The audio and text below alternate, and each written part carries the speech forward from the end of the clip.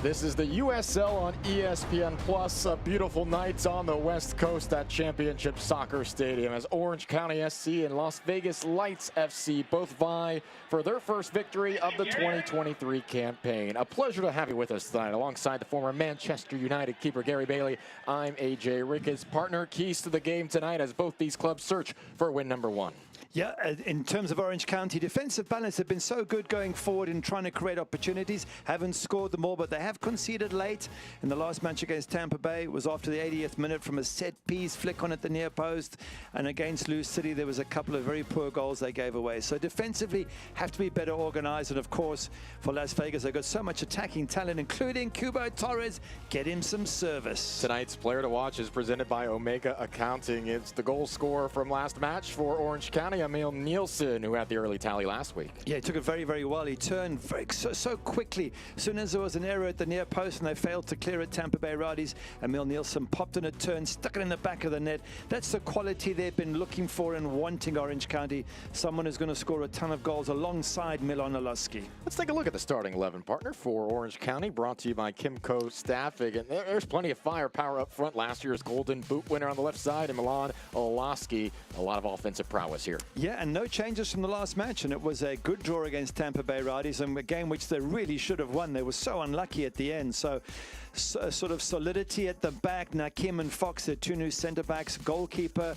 Cody Cropper. There's some new players come in, but they've settled in really well. And for Las Vegas, of course, the headliner coming into the club this season, Eric Cubo Torres. Him and Pato Faz, perhaps a nice dynamic up front this year for Las Vegas. We'll see. Could be two very talented players if they get the service from Carlton, Andrew Carlton and Bagley out wide. Just two changes. Number 5, Marcelo Lage is in for Zach Carroll, and Cubo Torres comes in. So this is an untried Las Vegas side. It's a totally new side. Let's see what they can do. Some West Coast soccer tonight. We're glad to have you with us. Opening kickoff when we return. Orange County in Vegas. Coming up after the break.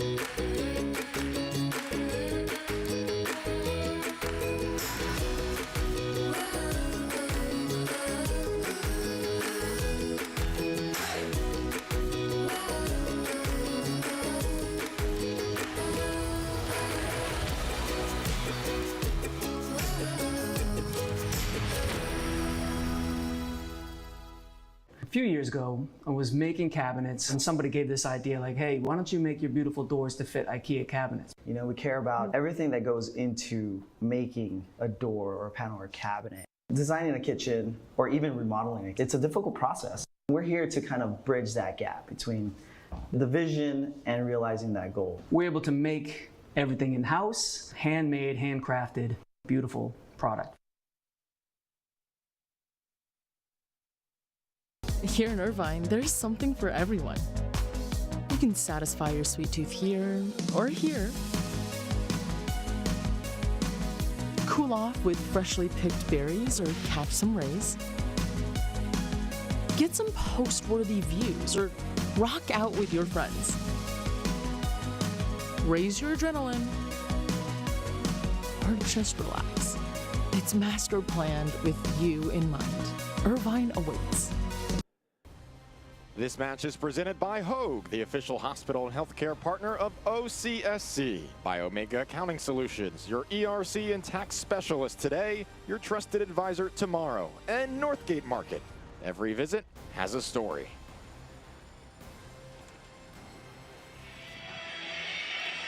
And we welcome you to Championship Soccer Stadium. We're set for a fun match here this evening. Orange County in Las Vegas.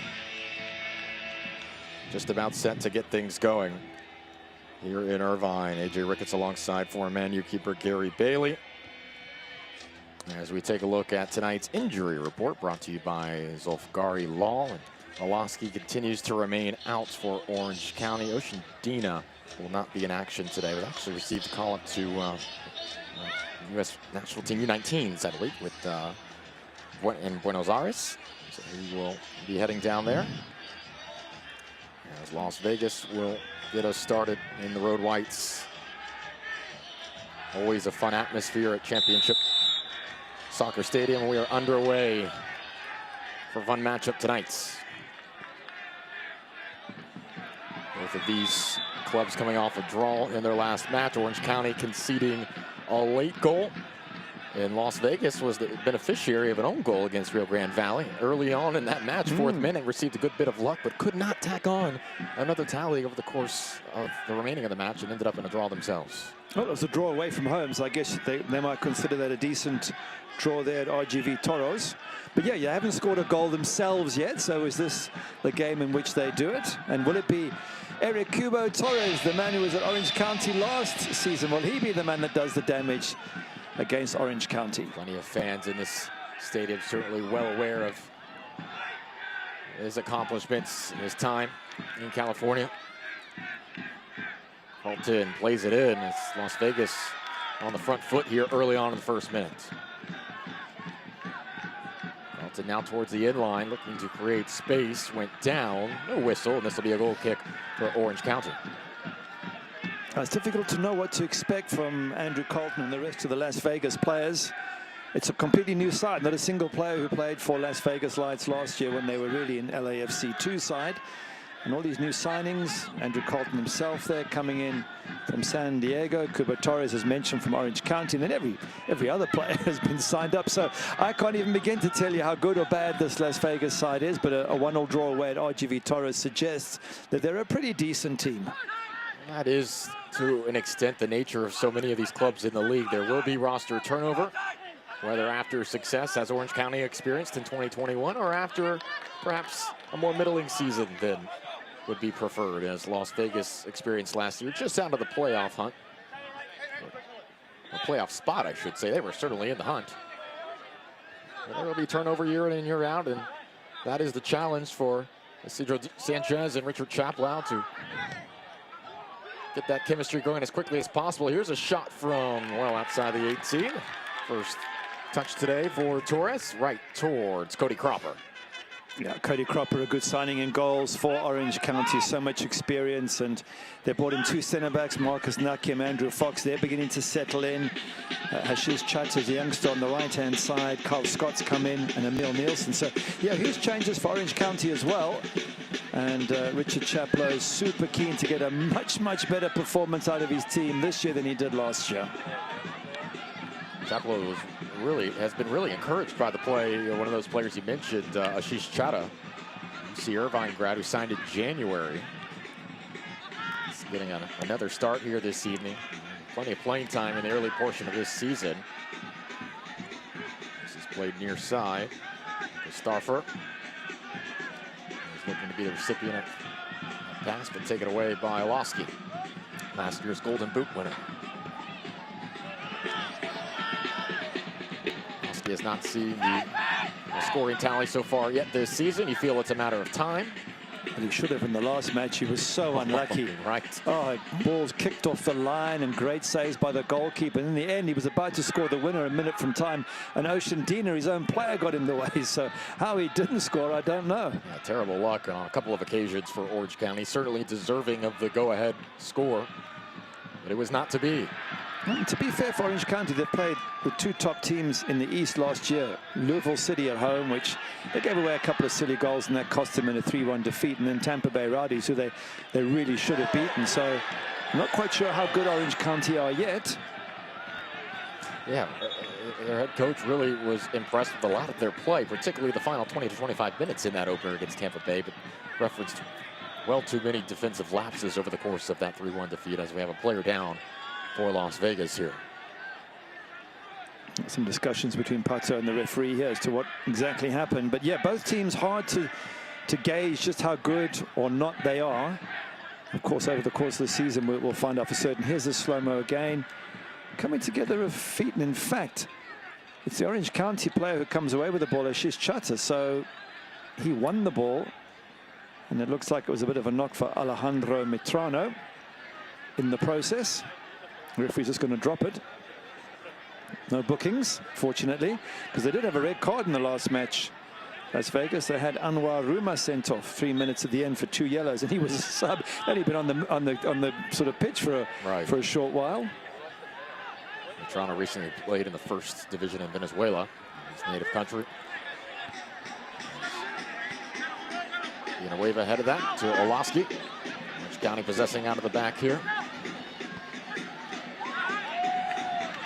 Turn from Kyle Scott as he sprays it far side.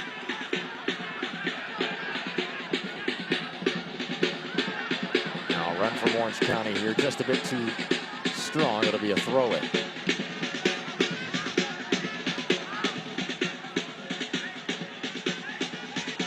Brent Richards survey the scene.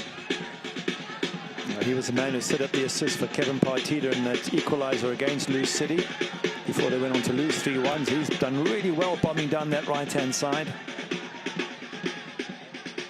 50+ matches played with Orange County. Triggers it in here. Bagley flicks it away. Orange County 9-4-2 all time against Las Vegas. They play very well at home against the Lights as well. 6-0-1. Last year a 1-1 draw. In a match in which Olaski scored in the 9th inning, Cal Jennings responded in the 52nd. As you get a sense of the scene and the atmosphere. Drums and the trumpets always ever present at Championship Soccer Stadium. To spur the players on to have this sort of good support that they do get at home, on a home ground they've had to fight for. And the talk last year of them being kicked out of Soccer Championship Stadium. So, and they got the locals to fight on their behalf, and they're still at this wonderful venue. Yeah, 10th season in the city of Irvine. Been a journey in those 10 years. They played on the campus of UC Irvine. Cal State Fullerton started with just a little over 500 fans attending the games. They averaged a little over 5,000 or 4,000 last year. And the year before they were champions. And a brilliant year that was, with one Ronaldo Damas being in stunning form. The season, what a finish on the road at Tampa to win the championship. A year in which Tampa was so dominant over the course of the season. Orange County went on the road across the country and made a statement in earning the trophy. Yeah, they certainly did. It was a brilliant away win. Not many people expected it. And I, for one, thought they would battle away at Tampa Bay Rowdies, but again, Damas doing a lot of the damage. Whistle here on the far side will be a kick for Orange County. Leonardo Diaz triggered that from the opposite end. He's in goal for Las Vegas on loan from River Plate. It was Jordan Ayambila there just clashing heads with Brent Richards. Nothing nasty. Both players' eyes fixed on the ball. Delighted to see that there was no ill effect from it. Brent Richards is up on his feet. Yimbala, the Ghana native, 22 years old. Go ahead. So have a look here. Bang. In fact, Brent Richards has headed it, and then Ayambila sort of heads him. I say, pleased that neither got seriously hurt in the process. Last season, Yimbala with San Antonio. Previous experience in the Malaysia Premier League. And most recently in the USL. As Richards and company grab a quick sip here. Make sure everything's okay. In the 9th minute, Orange County and Las Vegas, both sides, both clubs still getting an early rhythm here. That's an important game for Las Vegas Lights. Just looking at their schedule, they've got a brutal 6-game on the road start to the USL season. You've got to be very careful not to get sort of minimum points, because then you're so far behind the others. So if they can pick up a draw here and there, which they've done in their opening match, and maybe a couple of wins, they'll be well placed for a whole stream of home matches to come. Yeah, no favors for Las Vegas to start this competition. They will have a home match against LA Force in the U.S. Open Cup on April 5th, but of course that outside the realm of USL competition, as Nielsen whistled here.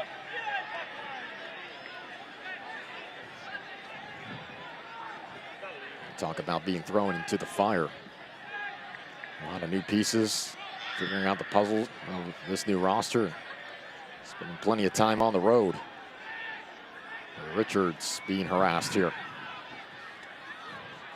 Pato Faz in the area. And was taken away, being pinballed around the inline. Faz distressed about the call, but it'll be over to Orange County.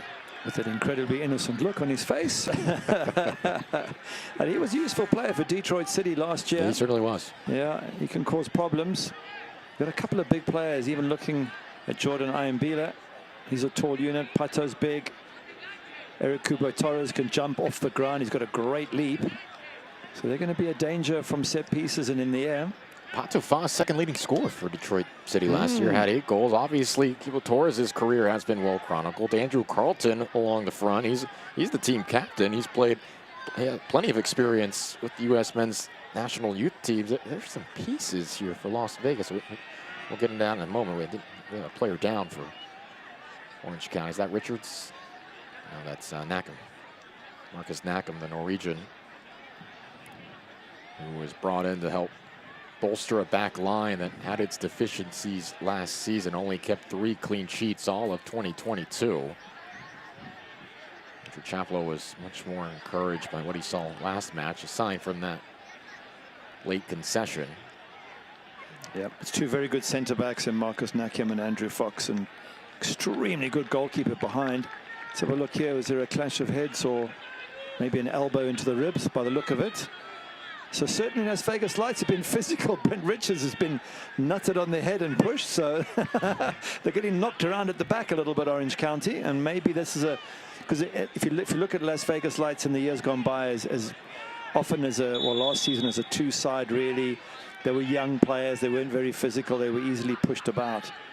Clearly the coach, Isidro Sanchez, has come up with a much physically stronger lineup this season around. Yeah, the tone has been set here in the early going.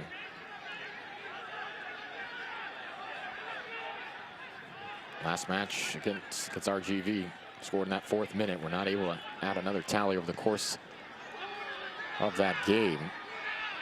This is skied eye. To be fair, the equalizer by RGV was an incredible shot by Ricardo Ruiz in the top corner. Nothing you can do about that. Good timing on that tackle. It looked like something was developing there for the Lights. Villanueva, right place, right time, and it'll be see where that trickled out. Not sure if it's a throw or corner. Missed it as it rolled out of play. And it looks like a corner kick here for Las Vegas. First of the match for either side. Well, they conceded from a corner against Tampa Bay, a near post flick on from Cal Jennings and Herivo at the far post. Pretty sure they would have gone through that a few times, and they'll be better planned to stop it from happening this time around. Well, past the far post. Carlton can't do anything with that. Was a little bit off balance. Richards will let that roll out of play. And before that,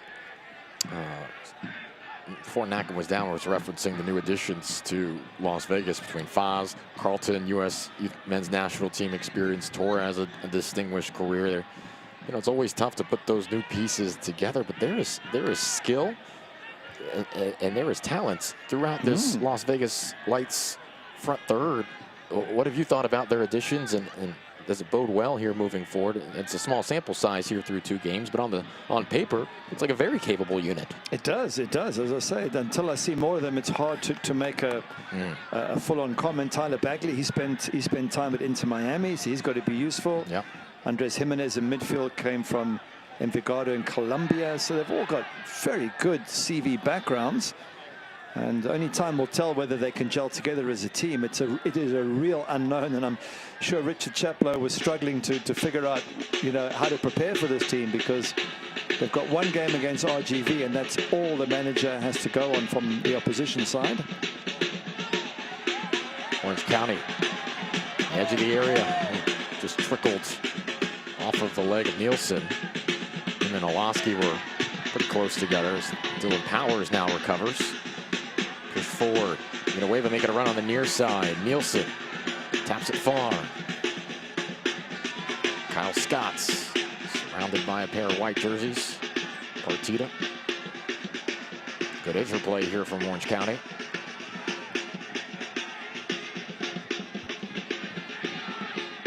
Andrew Fox. You're asking about some of the players in Las Vegas. Even the goalkeeper, Leo Diaz, played one appearance for River Plate, and we all know how good River Plate is.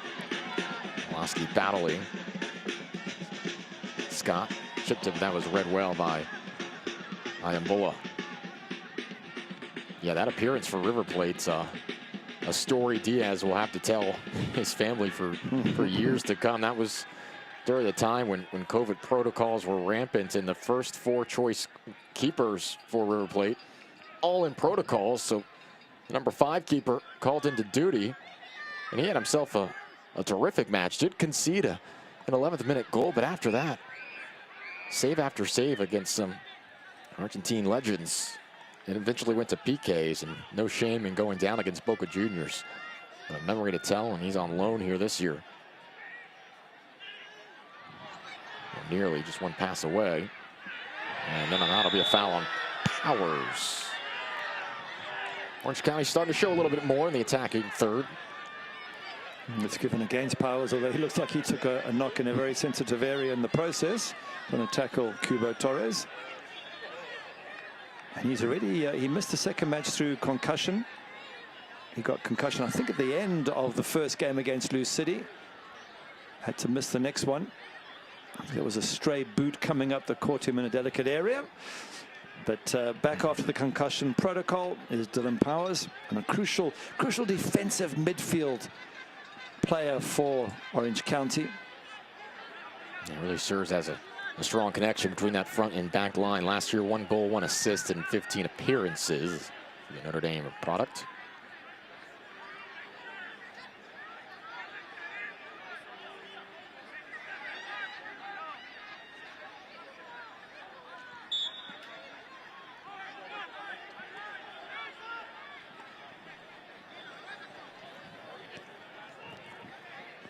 Not too much to speak of in terms of real chances for either side thus far.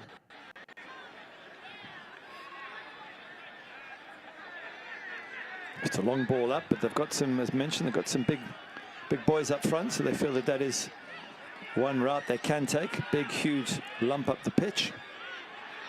There's some extracurriculars going on the ground there. Physical match here in the first 20 minutes. Scott involved. I think that's Carlton. It's on the ground. You're right, there's been a hell of a lot, and mostly coming from, well, I can't say it's Las Vegas's fault, but they certainly have been very physical. They've been taking it to Orange County. I don't know who was at fault in that particular situation, but they're certainly trying to rough the Orange County feathers. Let's have a look and see if we can figure out what happened here. 2 players sort of fell over each other, and then there was a little bit of WWF wrestling going on. Carlton and Scott's doing their best. Yeah, WWF FE impersonations. Was that Andres Jimenez, the midfielder there, perhaps? The referee saying, come on, be buddies, shake hands, and they're going to blame each other in front of the referee, as one does as a professional, and eventually they walk away. But yeah, I think we're going to have more of this in this match. This is a whole different approach from Las Vegas teams we've seen in previous years, and it's more of the European style, maybe more the South American style. Get physical, knock it about, see if the opposition are prepared to mix it with you or not. Well, why not adopt a personality of that nature? That's enjoyable for the fans to see their team scrap. Show a little gusto in that regard. And a good high press as well from Las Vegas Lights, making it very difficult for Orange County to play out. Good touch from Oloski. Now Powers pushes it to the far side. Brent Richards, right fullback.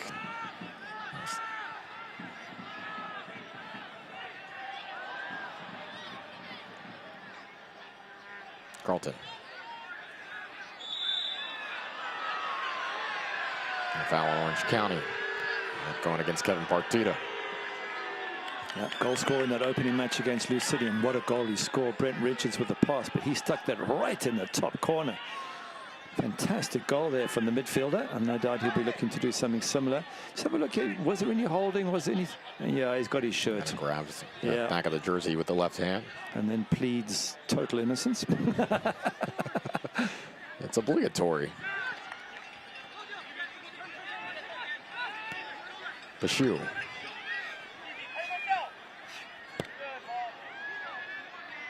Punches it back.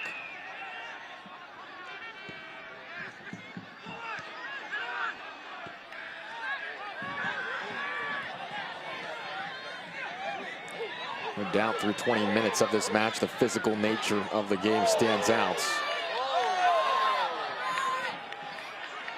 Not much to speak of in terms of goals, expected goals, but plenty of fouls and whistles. 320 plus.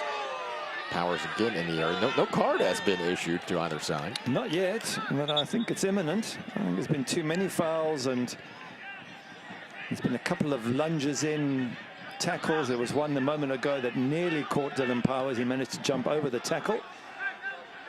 So I'll be very, very surprised if we're not going to see a card or two in this first half. Beautiful night in Irvine. No score through the first third of this game. That'll be a foul on Las Vegas. And Nielsen doing so well there just to hold the ball up, and he's showing his skills. I said, you know what, when he settles in, this 29-year-old Danish player, he'll start scoring and he'll start creating for others. You can see how he holds the ball up really well. He's having his shirt tugged and he's being pushed a little bit from behind, and he wins the free kick.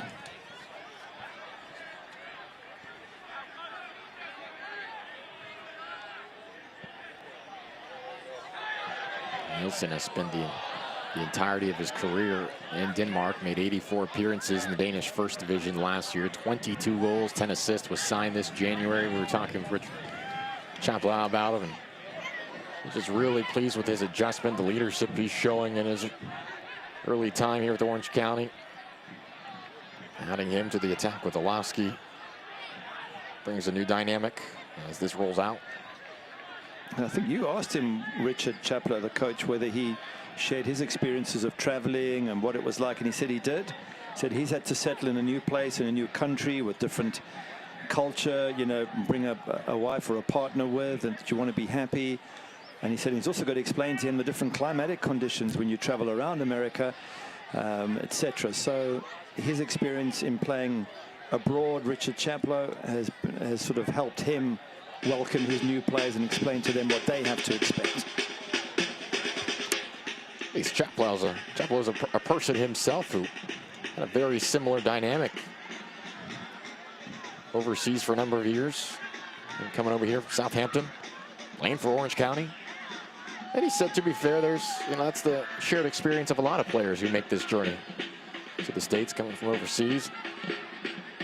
But, from Europe to Orange County is their specific shared experience. And trying to make an impact and get OCSC to the kind of success they saw in 2021. I think one of the biggest differences when you come, say, from Denmark is when you play in the Danish league, every ground is played under the same climatic conditions. The ground you leave, if it's raining, pretty much a good chance it's raining in the same temperature when you get to the opposition. Here in the States, you go from one coast to the other or from north to south. It could be totally different climatic conditions. It can be different altitudes, even if you're going to Colorado Springs switchbacks. And I think that's the bit that certainly catches a lot of foreign players out for a while until they can adjust. From soccer pitch to baseball stadium. Yes, true. Even the surface, you're right, 100% right. The surface is a very different game. We're only playing on grass in Europe, but here it's a baseball stadium with the diamond in the middle, whatever you call it. I mean, how do you play on that? It is an adjustment, but it is part of the beauty of this wonderful league. Well, it certainly tests your adaptability. Ultimately, it's about playing the sport, getting a chance to show what you can do, represent where you are from. So we have a foul here. Foz was vying to get by Naka, who held his ground. Naka and Fox, those two center backs, holding their own thus far today. I haven't mentioned Torres' name all that often here in the first half. He's not worried if you mention his name as long as he scores the winning goal. True. I think it's true of all professionals. You love the clubs that you've played for, but there's nothing sweeter than going back there and scoring a winning goal. Especially if you feel they've let you go. Now, I don't know if they have or not. I don't know if they had options to keep him. Right. But nonetheless, if you feel that, you know, a team hasn't made a big effort to keep you, you'd love to score against them. It's just human nature. Good touch on from Kyle Scott, played to the far side. And no whistle.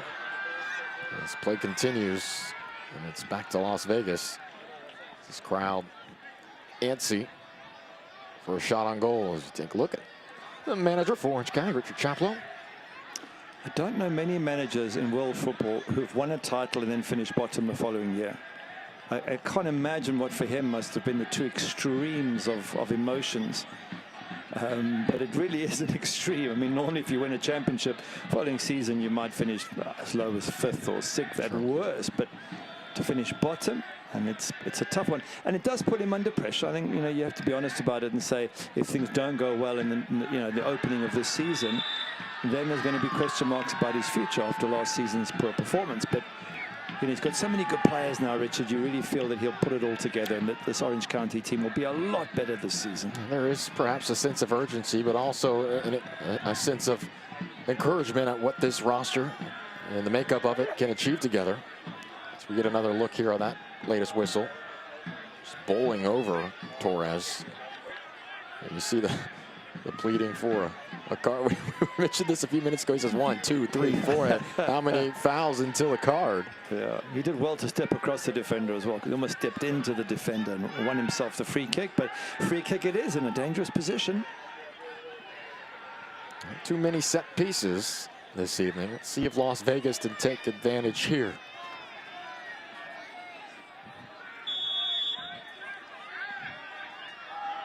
Carlton whips it forward. It was low and played out easily there by Orange County.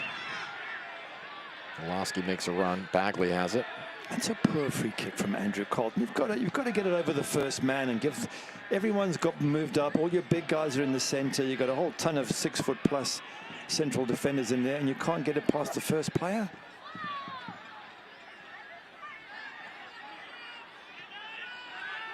And more to be expected there from Andrew Carlton. 22-year-old, signed as a homegrown player with Atlanta United back in 2016. As you mentioned earlier, comes over from San Diego Loyal. Well, that's a good in and out move. Next heavy touch does not lose possession here for the Lights. And I think what's interesting about this Light side is the entire Western Conference, and probably the East as well, but mostly the West, will be looking at this team thinking, how good are they? We know nothing about them. Corner kick here for Las Vegas. Yeah, Orange County has a small sample size. Las Vegas with a smaller one. As we all come together tonight for this one.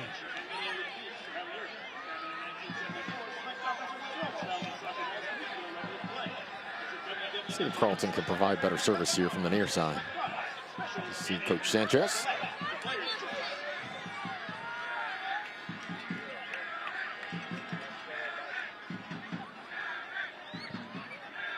Better service here. And the first opportunity on goal. Cody Cropper easily on top of it. But better there from Las Vegas.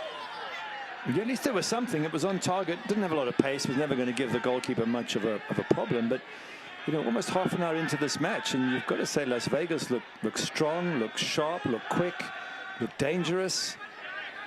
And given how good Orange County were against Tampa Bay Rowdies, who made the Eastern Championship final last year, you've got to say Las Vegas look like they're going to be a real threat this season. It's a tough West. I mean, I can't think of a team that isn't good. El Paso went to Lou City and won 3-0 today. Right.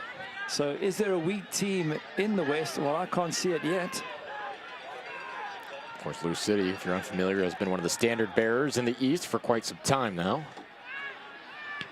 It's an understatement. Yeah. But beaten 3-0 on the home turf. That's very impressive. We'll not see that all too often.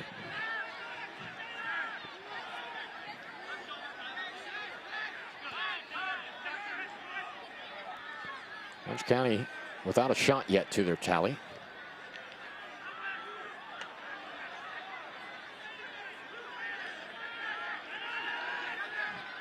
Are you surprised by the early stagnant vibe from Orange County here at home tonight through 30 minutes of play?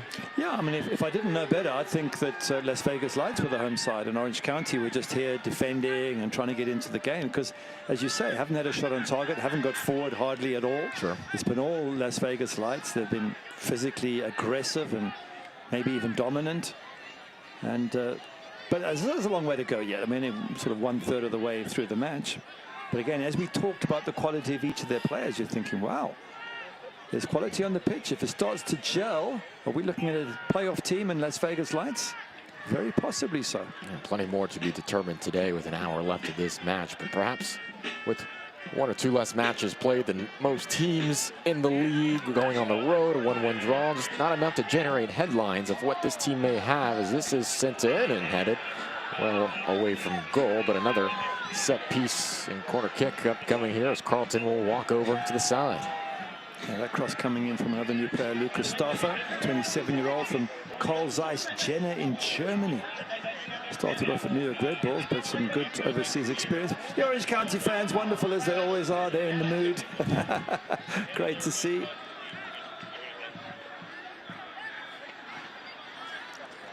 Fun Saturday nights in California. Here is Carlton. This one much more on an arc. Ambitious attempt there to volley it. That was Lodge on the last corner kick, not this one, but the previous corner that got a boot to it. And this will be a throw in for Orange County. Kicking the ball away, you can't do that. The referee's warning him, and that's Jordan Ayambila. You've got to leave the ball alone. Once you hear that whistle, don't be picking the ball up, touching it, kicking it away. Just leave it and go and get back to your position.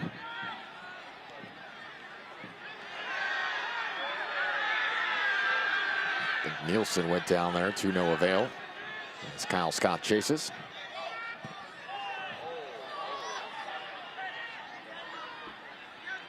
Carlton. Villanueva in defense.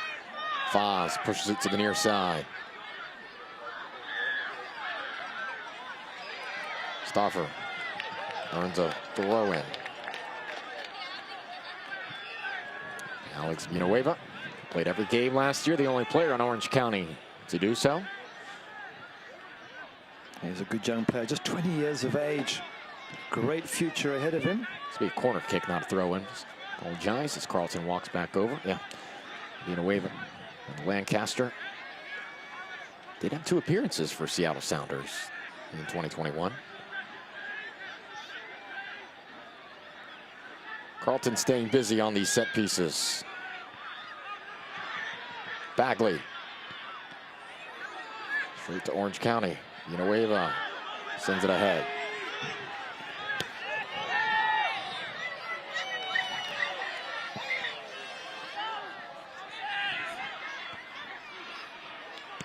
Certainly been a quiet evening for Milan Oloski, as well as last week's goal scorer Emil Nielsen. Well, they've had hardly any possession up front, have they, Orange County? They've just been on the back foot the whole time. Very impressive from Las Vegas Lights, closing them down, winning 50-50s, pushing the ball wide here to Staffer in particular, and getting crosses in and long throws in. Look at this, picking up the loose ball again.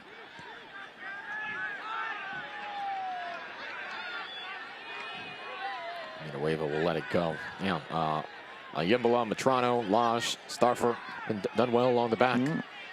Bushu, Minas, a lot of credit as well. This has been a good game plan from Las Vegas, and perhaps if this continues for a little bit, we'll see them try to open it up offensively as well. They've caused some issues, even here. Right back to where it came. Trying to catch Cody Cropper off his line there, but wasn't even on target. But again, look at the white shirts pushing up edge of the box, closing down. Fans are enjoying it, but they would enjoy it even more if there was a goal coming and a few attacks at least. They would appreciate a goal. They would take a shot. No shots on target, no shots to speak of. Orange County.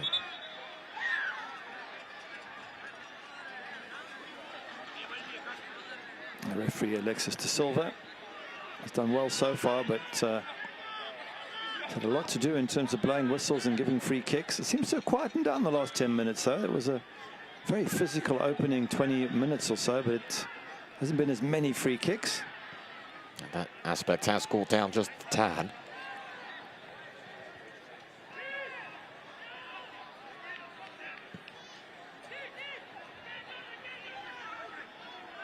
"12 combined fouls between the two clubs." It's interesting, that long ball from Leo Diaz, the goalkeeper, has had a few of those. And you know what? They're picking up the loose balls. They want a free kick from this. They're not shy to bypass the midfield and go long and aim for big guys up front, Las Vegas Lights.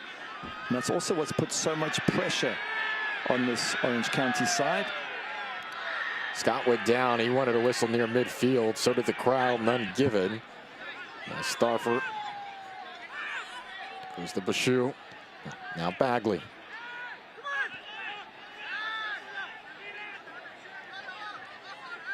Las Vegas has controlled the flow of this match thus far. Poor pass there, though, as Powers turns.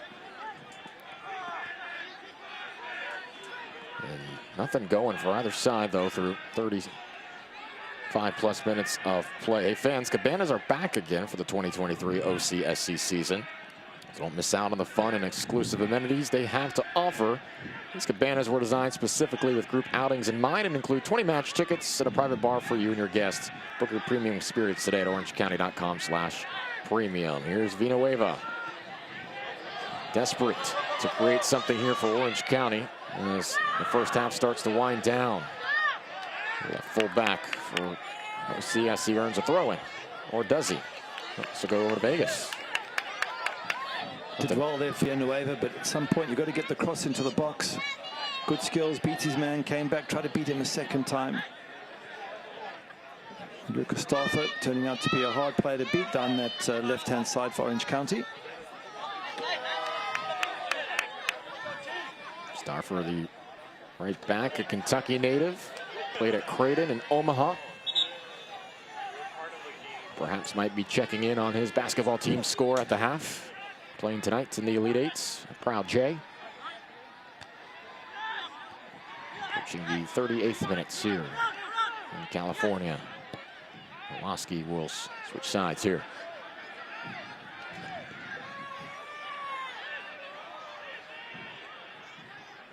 Maybe something developing here. Chata plays it back. Andrew Fox. Villanueva. This is better from Orange County.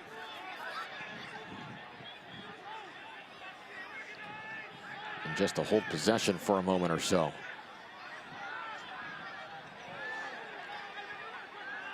Las Vegas says enough of that.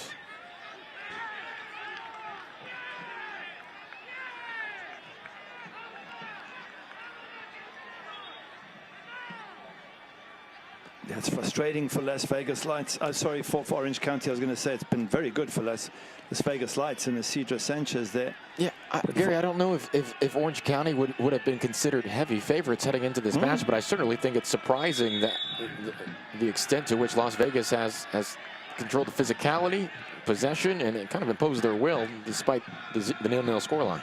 Oh, absolutely, which is why I'm looking at the bench and Mark McNulty, the 30-year-old Scotsman, who they're very excited about his ability to score goals. He played for Dundee United the last couple of seasons. They've got Ryan Dogman from Norway, who's very quick. And, you know, these are the options that they could possibly throw onto the pitch in the second half that could make a big, big difference.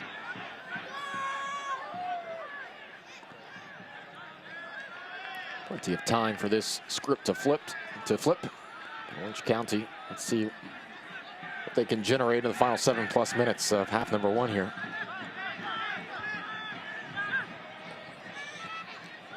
Starting to see more confidence playing out of the back. Foul here on Las Vegas as Powers went down. Oh, it's a rare opportunity for them to get a free kick, a set piece in their own half. Fox, a rare foray forward for the centre back, and again very physical from Las Vegas Lights.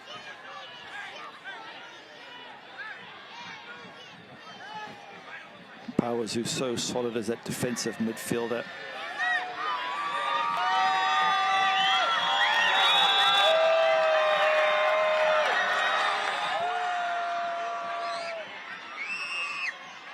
This is sent into the box.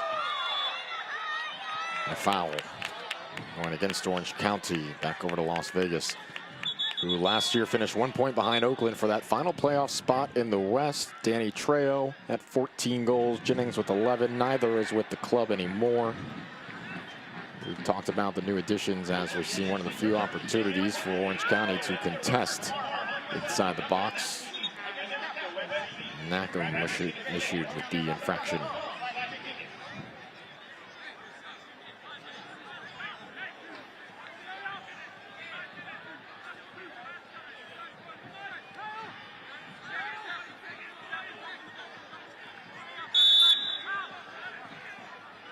Probably another long ball from Leo Diaz. Let's have a look. Yeah, not shy to bomb it up there and let everybody scrap for it. Once again, they pick up the loose ball. Done it so well in this first half. How simple they make that look. Drives right to the feet of the Lights player. Cropper coming out towards the edge. And yet, to be fair, I don't think Cody Cropper's had a lot of saves to make either. So it's not like he's been under massive pressure. It's just that Las Vegas Lights have been bombing balls into the box, set pieces, corners, looking for something to drop their way. It hasn't as yet, but you get the sense if they keep this pressure on, something will eventually give.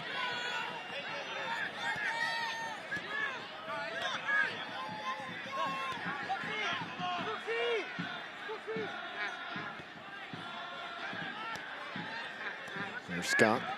Bagley in pursuit. Back to Fox.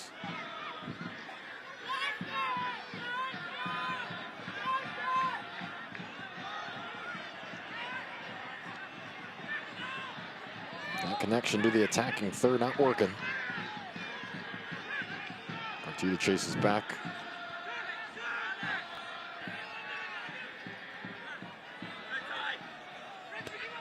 Just looking at the bench again, Orange County do have Dan Peterson back, and he did pick up that concussion protocol issue. He was their captain, and they might find that they might need his experience in the second half. It has the sense of the kind of match where it's just asking for a substitute to come on and make their presence felt. Well, certainly for Orange County, they're going to be thinking long and hard about changes they can make. Chatta there hasn't had much influence on this game. Still a youngster learning his way at 23. You might think that Dan Peterson coming on for him in the second half might make a little bit of sense. And as mentioned, Mark McNulty up front. As all the thoughts will be going through Richard Chaplow's mind, all the different options. That's what managers have to do, weigh up what changes they can make, how they can impact the game. And it might not be only changes in personnel, it could be changes in style of play. One thing Richard Chaplow will be very clear of, his team have not had the better of this match so far.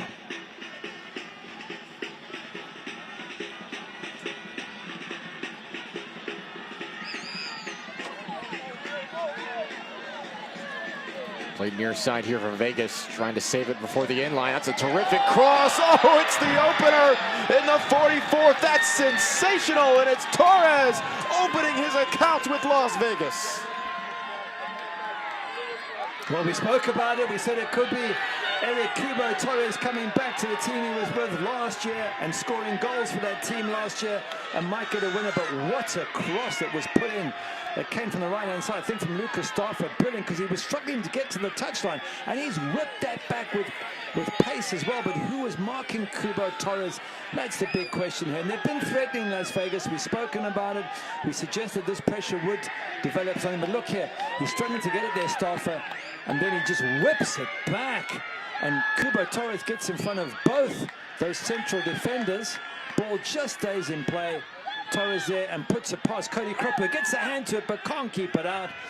And joy for the man who was scoring goals last season. 10 of them in 35 matches for Orange County. Now 1 in one match, starting for Las Vegas Lights. Stauffer back in the USL for the first time since 2018. That is a marvelous cross. Foz started that sequence after the collision on the far side. He played it forward. It was nearly just a bit too heavily weighted.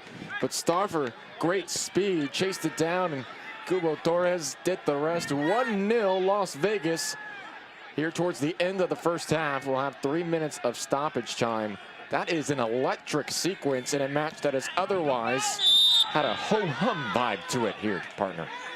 Yep. There's going to be a lot of comment in the locker room at halftime, in that Orange County locker room. They're going to hurt. They're going to be hurting that one of their former players has scored against them. And they'll be hurting that they haven't really tested Leo Diaz in the Las Vegas Lights goals. And it's going to be a tough halftime chat between Richard Chaplow and his players. You almost wonder if this is the course of events it will take for Orange County to wake up. It's been a very less than methodical approach. Maybe a sense of urgency coming out of the locker room. We will see. The style of play, the efficiency of it, did not do well to be replicated in the second half for Orange County. There will be discussions in that locker room at halftime, no doubt, on what has to change. But they'll have a set piece here. 4 minutes now of stoppage time. Dylan Powers will play it in.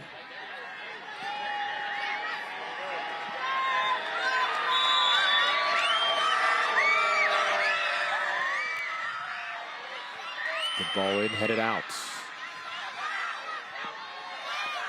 Villanueva keeps possession as Scott is taken down, and it'll be another free kick here for Orange County. Torres giving a foul. I'm going to say some of these players will have to be careful now, because this is a lot of free kicks being given away, and at some point the referee will just give a yellow card for repeated infringement.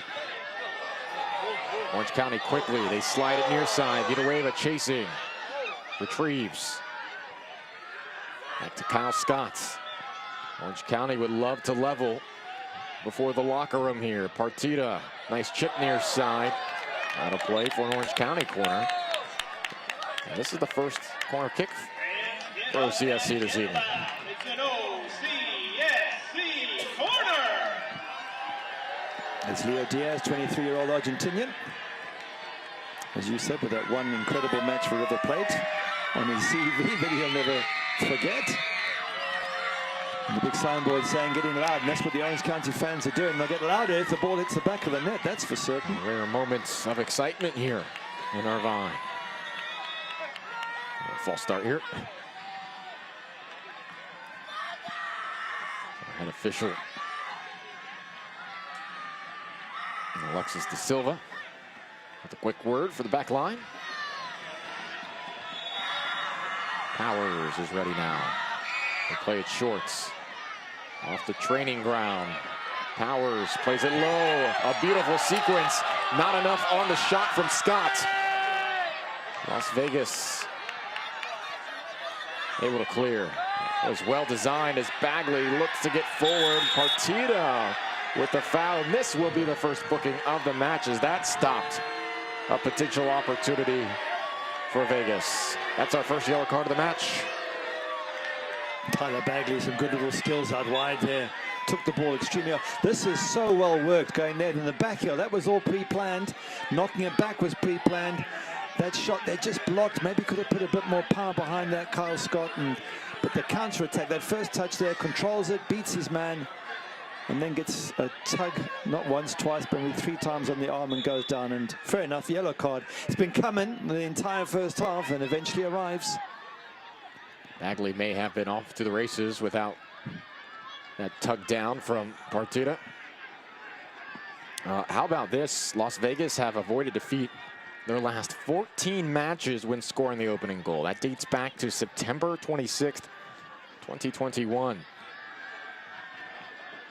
Encouraging numbers for those who support Lights FC.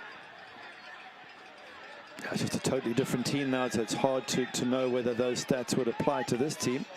But this team looks actually a stronger team than I actually have seen Las Vegas Lights have for years. So I think they could be setting a whole bunch of new stats. That will bring us to the halftime locker room. Las Vegas with a strike late in the first half. A 44th minute goal. Eric Torres coming from Starfer on a sensational cross from the inline. And Vegas controls the pace of this first half. They control the scoreline. After 45+ minutes of play, it's Las Vegas with a 1-0 lead over Orange County on the road. Much more thoughts and halftime analysis coming up after the break. This is the USL on ESPN+.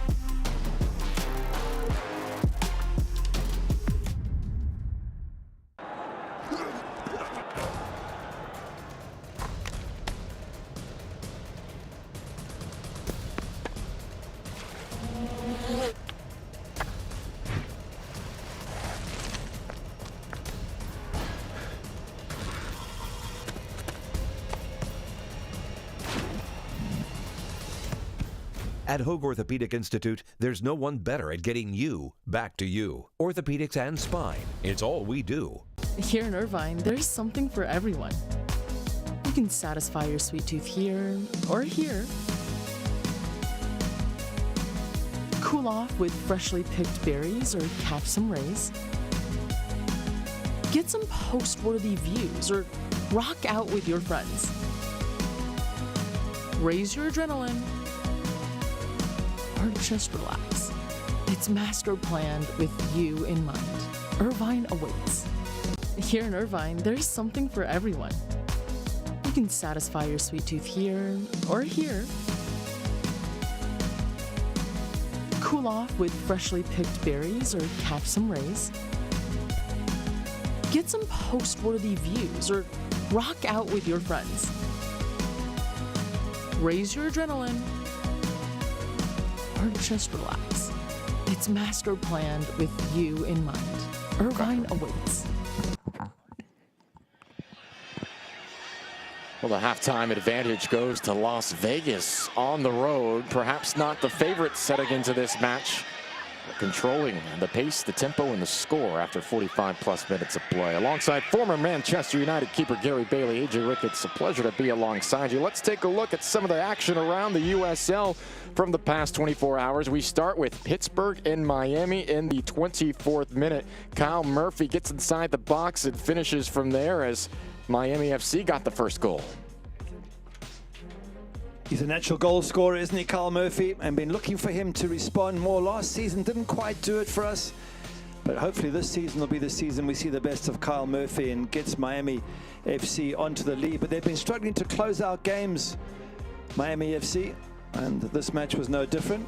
4 minutes from time, heartbreak for them. Berg Farling pops up. And just what a strike that is. I mean, no wonder they can't catch him. He is pumped. Look at that from behind.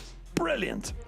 That's sensational. An 85th minute tally, and Pittsburgh would level at home and was able to earn a 1-1 draw against Miami FC to finish that performance. Meanwhile, Louisville, El Paso, partner, you referenced this a little bit earlier today. Goals from El Paso in the 39th, the 45th, in the 57th. They controlled everything on the road. And Mark Navarro with the ball, and everyone leaves it and it ends up in the back of the net. But this is at Lynn Family Stadium. This is not Lou City away from home. Unbelievable. This is the second one. Ricardo Zacharias sticks that one in the back of the net, and there's absolute shock as to what's going on, because not many teams come away from home and beat Lou City, and that was a third one there from Petar Petrovic in the 57th. What a result.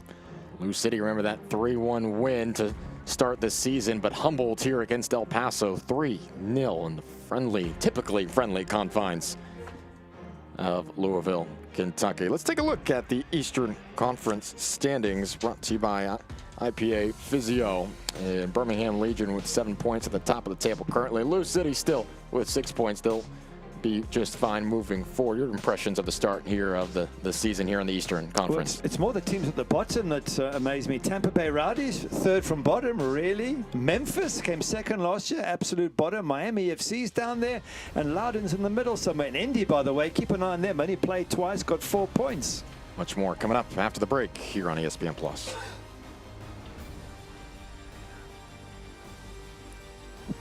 Are you hearing Sergio?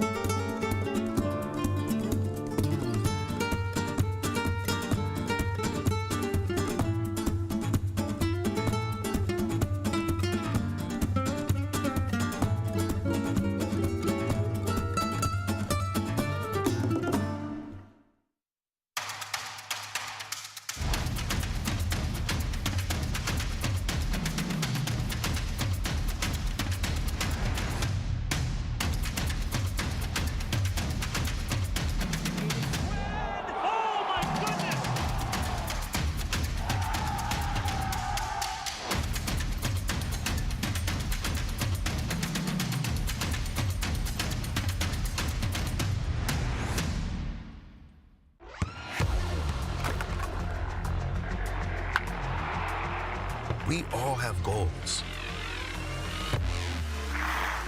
But let's be honest. Most of us aren't going to be professional athletes. But if your goal is to finish your degree, we can help. Come to a university that puts your goals first. Bellevue University, your partner in finishing goals.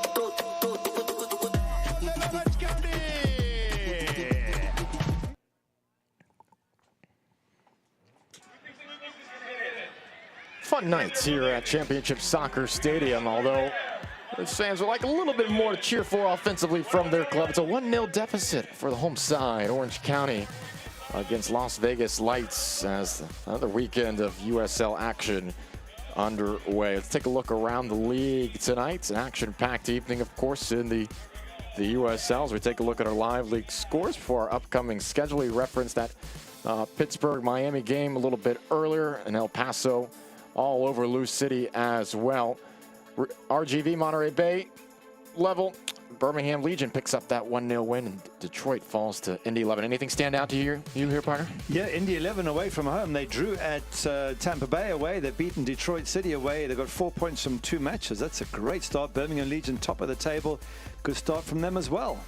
As we take a look at the upcoming schedule, of course, all these games you can catch, as always, on ESPN+. A couple days from now, we'll see FC Tulsa, Pittsburgh Riverhounds. Looking forward to seeing El Paso and FC Tulsa as well. Again, you can catch up the USL and an archive of all the games on ESPN+, as well as a number of games throughout the course of the season on ESPN2. We're just a couple of minutes away from getting underway here in the second half. Orange County, Las Vegas, 1-0 to the visitors after 45. Don't go anywhere. We're back after this.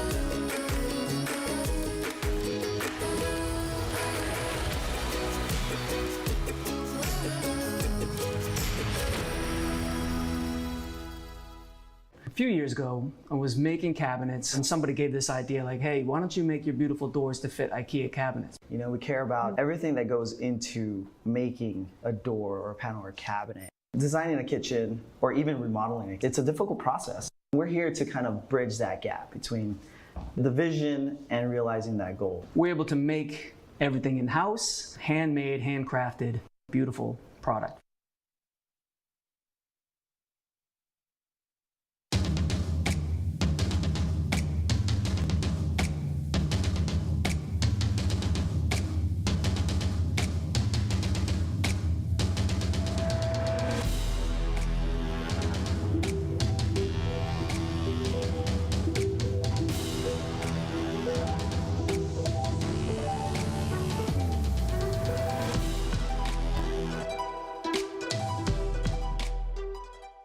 When you are killed by a drunk driver, you become nothing but a stick figure on a police report.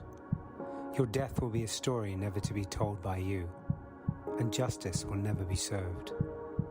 Last year, nearly 13,000 stick figures were drawn by officers after a drunk driving fatality. It will take everyone to eliminate drunk driving, so that no one ever has to tell your story from a police report.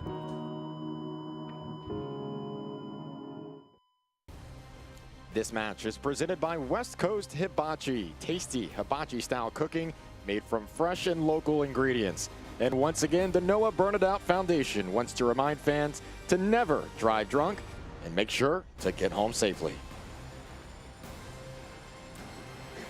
Well, our halftime festivities nearly concluded. Fans making their way from the concessions to the stands. We make our way to the halftime highlights before we get back underway here at Championship Soccer Stadium to take a look at not the most eventful first half, Gary Bailey, but there were some moments before we saw our first tally in the 29th corner kick. A bit of an effort here from Lodge.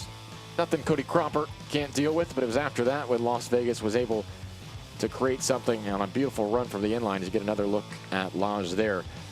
More chances from Lights, and they converted at the end of the half. They did. What a fantastic finish it was. And they looked the more dominant side throughout this half, created more threats around the goal mouth. But this is a wonderful run here from Stafford on the right.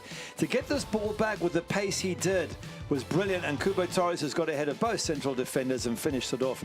Great assist in here. Wonderful finish. Nothing Cody Cropper can do. And to be fair, it's not been a surprise that they've taken the lead, because they were the better side. There was the odd chance for Orange County. They had a lovely little move here and gets knocked back. The shot itself gets blocked. But they nearly conceded on the counter-attack, and that's the danger in Las Vegas Lights. They won it here, went down the other end and caused a few problems. But that was neat. It was good, but it's not enough from Orange County. Scott went straight to Diaz. Perhaps that's some space on the right side, but always so easy to look at the instant replay and assess where that should have gone. Let's take a look at our halftime stats. Again, 5-1 advantage in shots, 3-0 in shots on target. Orange County with the majority of possessions. That yellow card issued after a half full of fouls taken on both sides. Let's see if Orange County aims to open up the offensive approach at all here in the second half, now down 1-0. Here at Championship Soccer Stadium in Irvine. Great to have you with us on ESPN Plus as always. Alongside Gary Bailey, I'm AJ Ricketson. It looks as if Orange County going to the bench. Mark McNulty is on to begin the second half. The Edinburgh native. Not wasting any time. Richard Chaplin looking for a spark here, Gary. Doesn't surprise me at all. We discussed it first half. He needed to bring on somebody to do something, and that might not be the only change he makes. I can see a lot of changes coming in the second half if they don't get themselves back into this match quickly.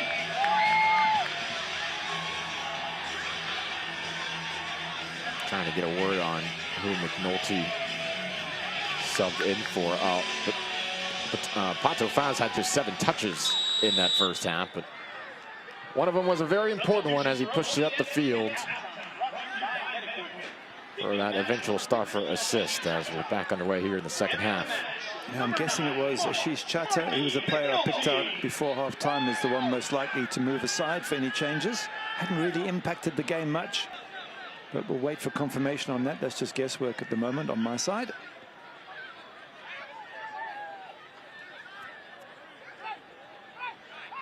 Richards will throw. A bit on it. Scott touches it far side. A chance for Nielsen. That's blocked.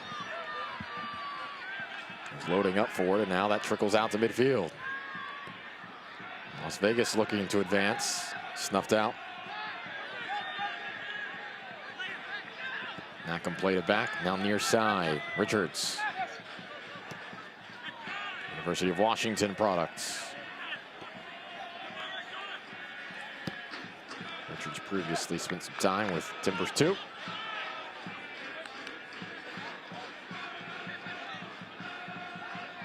Nothing doing here to start the second half. It seems like Emil Nielsen is pushed out right into the place where Ashish Chatter was. Chatter's come off, and that has seen the arrival of Mark McNulty. As I mentioned, he played for Dundee United last 2 seasons. I mean, that's a very good side in Scotland, which is a decent level of football. So they have higher expectations for him at Orange County, and now would be a good time for him to perform and help his team get back on level footing, because this is their 3rd home game in a row. If they lose this, they'll have 1 point from 3 home games. That'll be a bad start for Orange County. Yeah, that result would, as you said, 1 point in 3 home matches, while Vegas would pick up their 4th point in 2 road matches. Plenty to be sorted out here. Well played to Richards. He looks to cross it in. Something brewing here. Nielsen returned last week and scored. Dispossessed. No whistle. Not a play and a corner kick upcoming here for Orange County. This is a brave move from Richard Chaplow to basically have the 2 or 3 strikers. If you look at Milan Orlowski, Emil Nielsen, and now Mark McNulty, that's 3 up front, all looking to get on the end of any good crosses, any good service. There's Matrano right behind Nielsen, playing him well.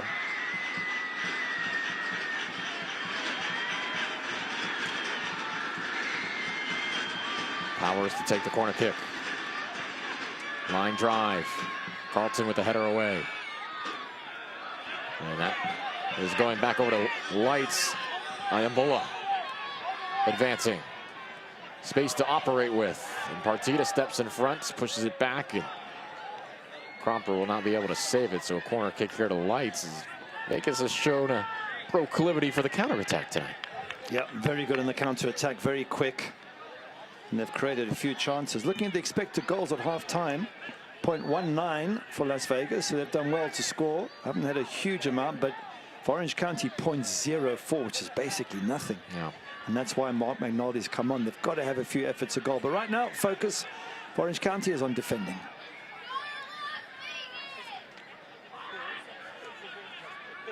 Carlton providing service near posts. Oz in the area.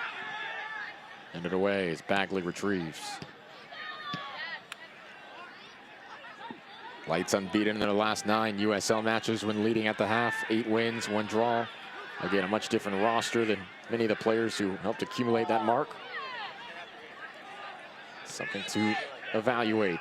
Foz puts a shot on frame. Cropper steady.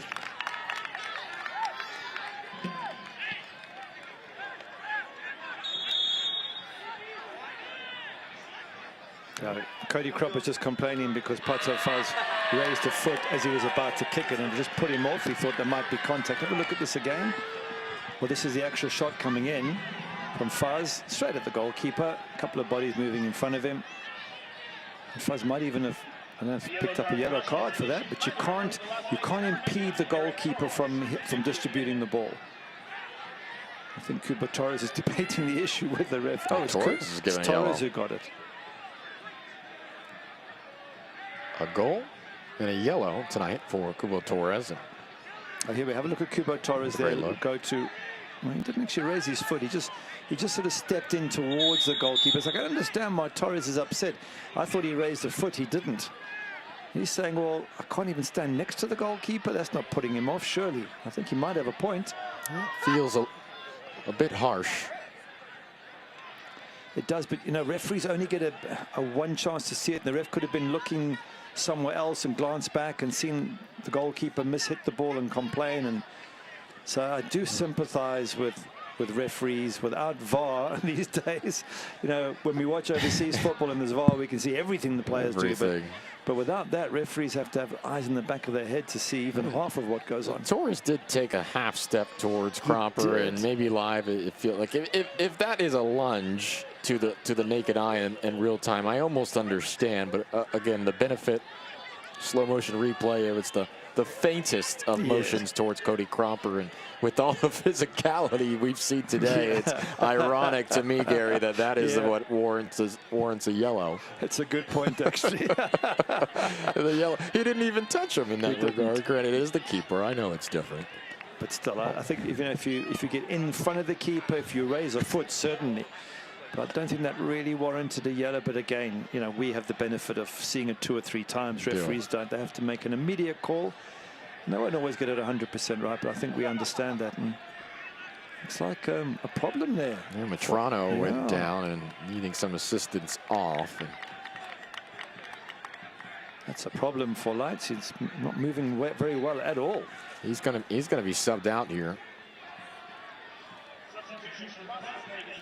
Eric Otang, who enters for him.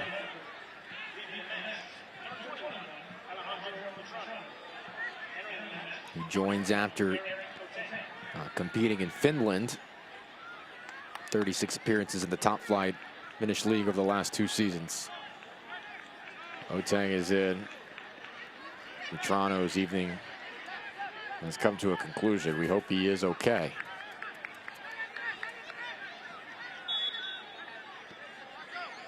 There's the coach, Isidro Sanchez, has served as both the assistant and interim coach at Las Vegas Lights. I think there's an interesting stat here. He's the first person to be a head coach in both the Mexican and USA second division. Very interesting. Yeah. A wealth of experience. This is crossed in. Cropper punches it out. Did well to play off his line. That looked like Carlton I've had an idea to head that in. He was in the area. Now Richards flicks it forward. Well-weighted ball. Nielsen had pressure from Ayambola. That was a good save from Cody Cropper. Had to be brave, flying out where the boots are coming in.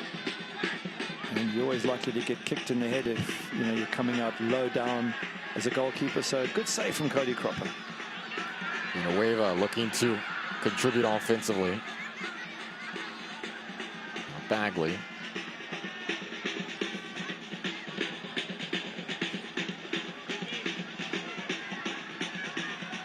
Fox, center back, playing up and fouled.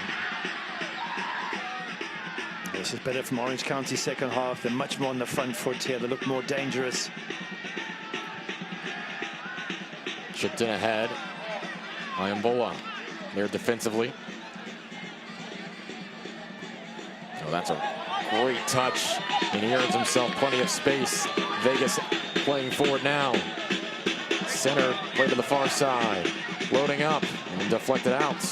Las Vegas on the counter again, earns themselves a set piece. And that was brilliant from Ayambola. Stunning there, the counter attack. This little bit of skill here knocks it past. I think Partida, he's got acres to play in, but still he lifts his head and sees that Pado's free on the far side, puts a ball in perfectly to him. And the first touch of Pado just was a little bit too high. Had to wait for the ball to settle, and that way the shot got blocked. Carlton was making a run calling for it. I feel he was marked, though. There was 1 or 2 defenders around his area, so Foz decided to try to put that on frame. He'll send in this corner kick. Bit too strong, nobody in the area. She's down by Jimenez. He goes far post. Header is just a tad high. Creative here from Las Vegas. Orange County was showing a little more competency offensively, with Vegas answering right back. I don't know if this would have been called back for a foul or not. There's a clash of feet and one of the Orange County players goes down, but another good physical performance by Las Vegas when it comes to crosses in the box. Beautifully weighted ball. McNulty was the recipient. Had to play it back before it went across the end line. Powers. pinballed around, and now Vegas on the turn. Torres, the goal scorer today. Play it to Oteng. Trips, and a card will come out. Kyle Scott's given the yellow. Third yellow card issued today. Second on Las Vegas. Yeah, it was a late tackle from Kyle Scott. Oteng maybe a little bit of extra zip in his step coming on as a sub, and Kyle Scott hasn't even got close to the ball really. A warranted yellow there. And Scott's day is complete quickly after that.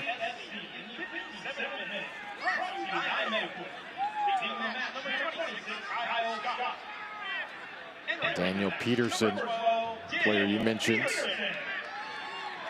Just after the half, he'll come on for Scott. He's finished with his concussion protocol, which he picked up. Did manage to play the first game against Lou City.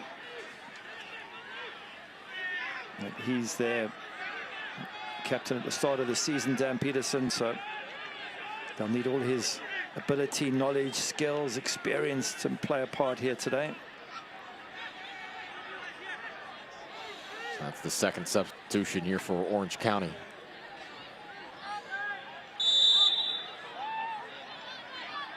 Again, Matrano went to the bench for Las Vegas after the injury. Oteng in for him.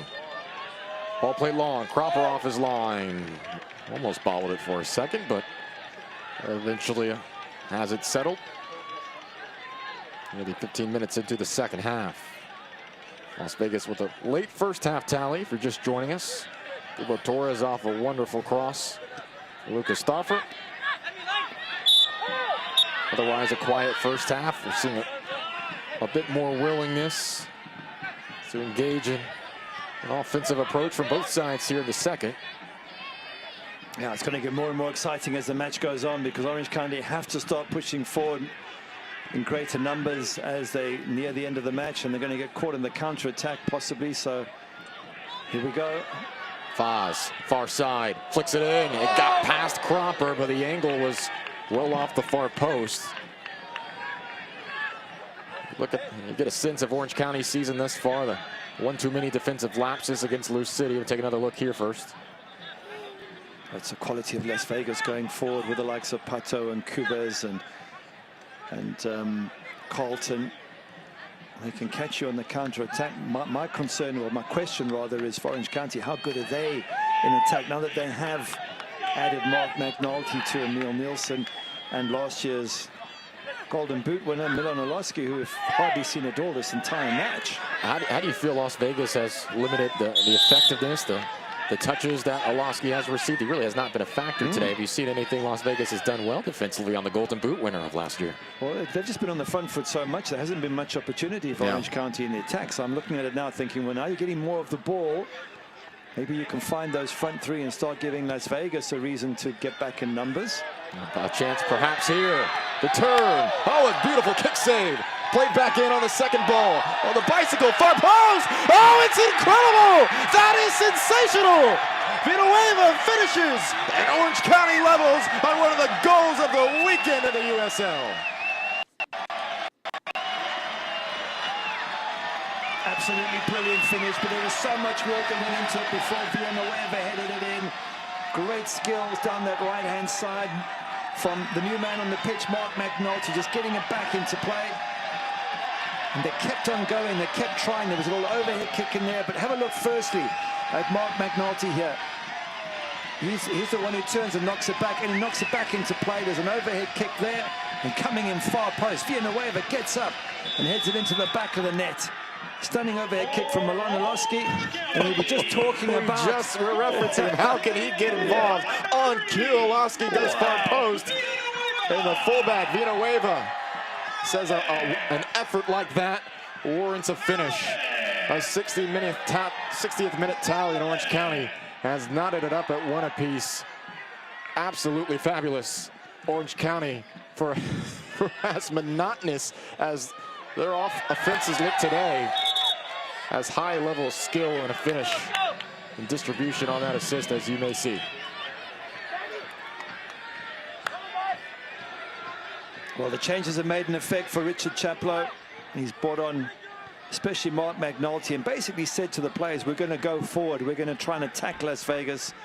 We'll maybe take some risks at the back to do it, but let's be on that front foot. And there's the man, the goal scorer at the far post, but it was all set up by firstly Mark McNulty getting the ball back, and then Iloski with that amazing overhead kick. 30 minutes to play. Game on in Irvine. Yeah, it certainly is. But Las Vegas Lights, they can equally go down and score a second, so this could go either way. The Vegas show here. Torres in pursuit. Turns.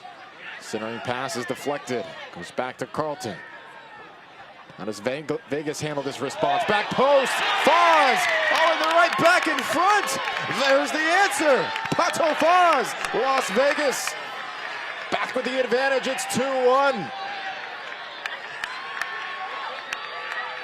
That's another good finish, and Cody Cropper saying, come on guys, we need to be sharper than that, but they allowed that ball to get floated in.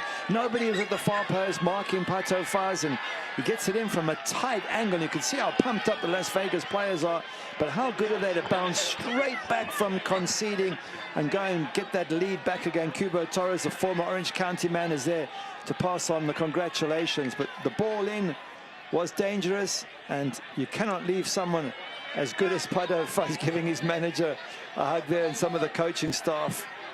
And that really is, that's a killer for Orange County. Just when you get level, and then they go and pull one straight back, and maybe that's the class of this Las Vegas Light side. Maybe they're a lot better than most people think they are. Orange County with the punch, Las Vegas with the counter punch. 1 minute later. Wow, what a response.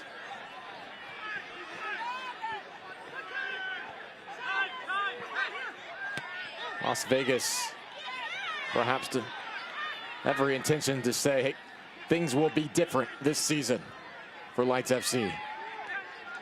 That is a very disciplined, mature response from a team that has had plenty of question marks coming into this season.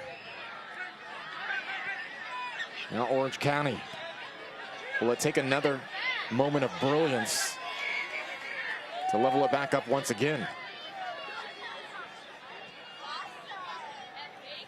This crowd understandably a bit stunned. Nielsen. Well, this is played to the far side. Orange County here at the edge of the area. Can they get a shot off? They do! Oh my goodness! Oloski levels it up. All of a sudden, offensive fireworks in Orange County. Absolutely amazing game. Brilliant finish from Milan Oloski, but again, it's the pressure, it's the willingness to go forward, put Las Vegas Lights defender under pressure. It was one of the defenders himself who kicks it into Oloski's path. Have a look here. It's that tackle there coming in from Marcelo Lage that goes straight to Oloski. But how good is he here? Opens up his angle twice and then waits, gets some space and puts it under the goalkeeper. Question marks maybe about Leo Diaz, but he's hit it hard and quick. Maybe the goalkeeper hasn't got time to get down and make the save. But we've been asking questions, where is Milan Oloski? Well, an assist and a goal in a couple of minutes. He is back. This match was begging for any sort of offensive action throughout the first 40 minutes.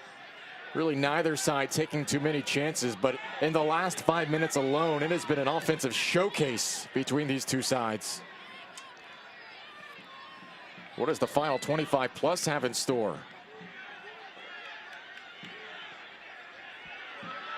Playing forward again, and Diaz will come off his line. That's as fun a 5-minute stretch perhaps the league has seen this season.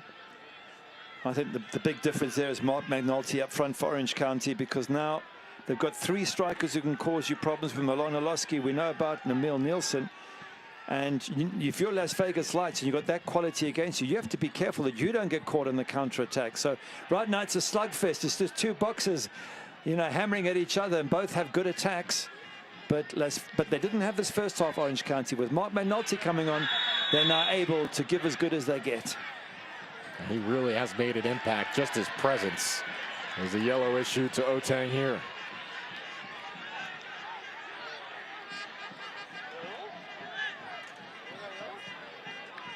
Richard Chaplow was just talking about great expectations from Mark McNulty.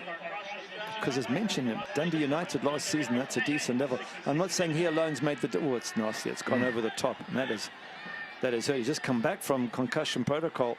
Dan Peterson nearly had his ankle damage there. But it's the fact you've got 3 dangerous strikers as opposed to 4 defenders can mark 2. Now look at these strikers running in from every angle. Orange County feeling very opportunistic right now. These center backs and fullbacks playing up, earning extra possessions as Powers pushes it far side. Centered. Well done defensively from Carlton.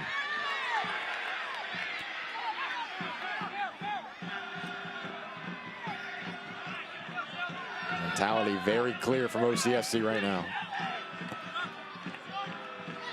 Las Vegas, a very capable answer after Orange County tied the game at 1. The last 10 minutes of play of high-level sequences from both these clubs.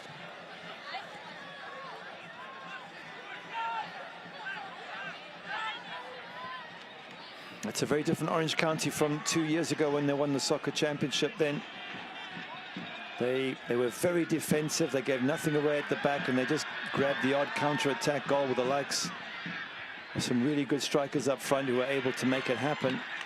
Naldo Damas being the most important of them. This is a different looking type. This is on the front foot. It's going to be more exciting for the fans.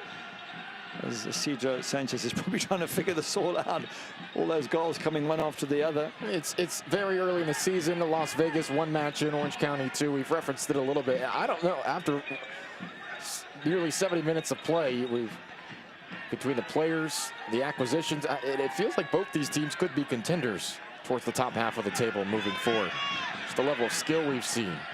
They both could be, but it's not a good... If this remains a draw, it's only 2 points from a possible 9, and that's from 3 home games for Orange County. Right. Not a good start, whereas for Vegas, 2 away matches, 2 draws. That's reasonable. So for Orange County, if they do want to get up there, they need to get 3 pointers, and this is a game that they will want to turn from 2-2 to 3-2, obviously, before they go on the road. Yeah, it feels like a point, a bit more manageable and acceptable result for Las Vegas here on the road in a slugfest rather than Orange County in their 3rd home match to just earn a 2nd point. They will be pushing forward the rest of the way. The crowd wanted a whistle in the box. None given. This is more like the home side. They're pressing, they're putting balls in the box. Exactly what Las Vegas Lights did in the first half. Orange County are now doing it in the second. It seems like Richard Chaplow has worked some magic at half-time. I'll say.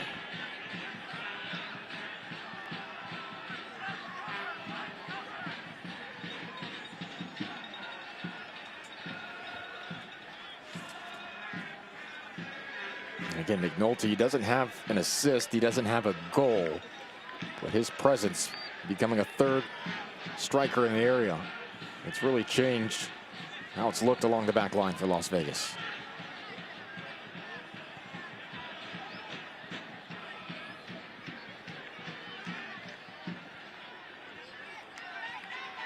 Fertitta plays it far side. Powers trying to get a toe on it. And this foul will go against Orange County. What's important for Las Vegas right now? They responded the first time. Orange County was ready to level it again as that's Torres getting stretched out. What's important here in the final 20+ minutes as Las Vegas searches for a meaningful 3 points on the road? I just think they might need some fresh legs. But just 1 sub so far. Yeah, just the 1 sub. I'm not quite sure how strong their bench is, but Alex Romero played in the first match. Isabel Issa Rhyme, we've seen him play for Colorado Springs. And Tabora Tucker, of course, from New Mexico United and Hartford. So the change right now is coming for Orange County, but certainly I think it's time for Las Vegas to make a few changes.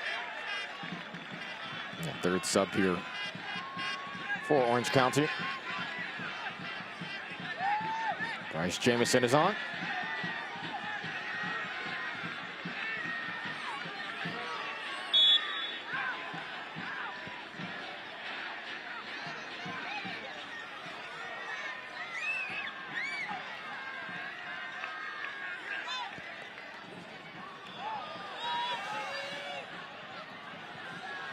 Neil Nielsen having to leave the pitch there. Bryce Jamison coming on. And Nielsen just seemed to be battling in this match. Having scored the goal in the last one against Tampa Bay. Just didn't quite impact it, but some fresh legs up front from Bryce Jamison. Just 17 years of age. What an exciting youngster he is.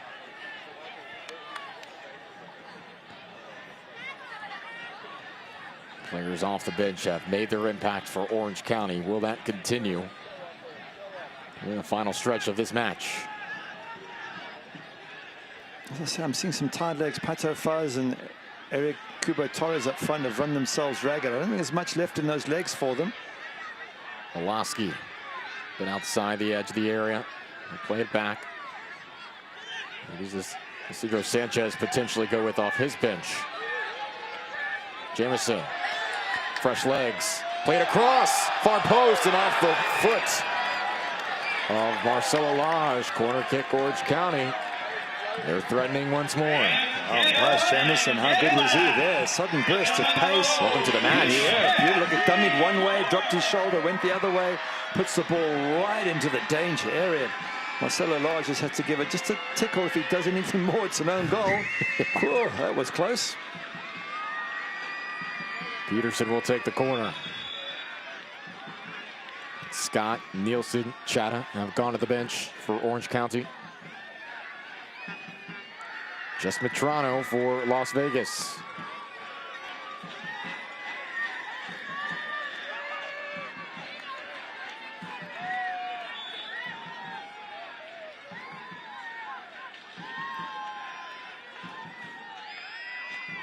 In swinging ball.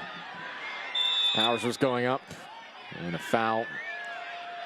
A bit to his left on Andrew Fox.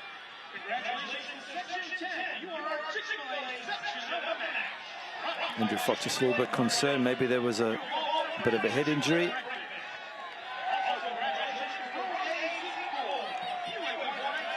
No rush to get up here, and we'll bring out the medical staff. I think Mark McNulty is having a discussion with the referee about something. Is it perhaps time wasting he feels, or not quite sure? He went to try to help him up, and the giving hand was quickly swatted away. It is important for Las Vegas Lights just to calm things down, because they've been under all sorts of pressure here in the second half.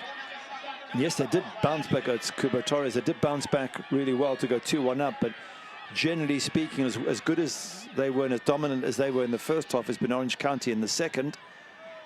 And you just feel that fresh legs are needed. Have a look here. Kubo Torres goes up.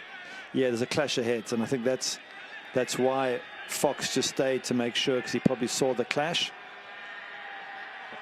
It was a big Dylan Powers who was up there challenging.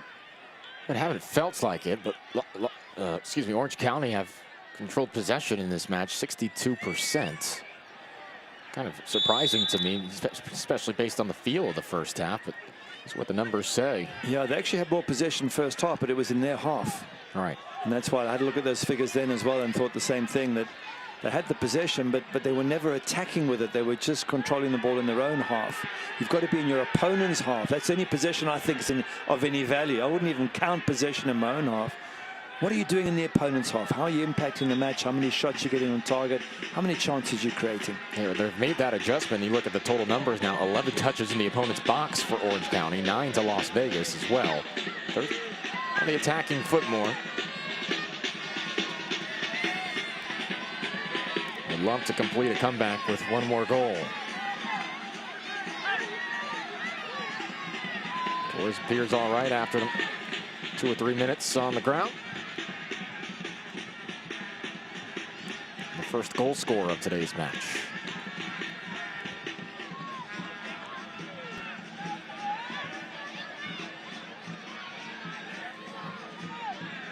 Back to Richards. Jamison again getting to his right foot and earns a throw-in. Oh, he's had 2 chances and twice he's absolutely skinned 2 different full-backs. There's some talent there. I mean, they've got Ocean Dino, who's away with the USA U19s. He was a great find. But this young man, Bryce Jamison, looks like he's as good, if not even better.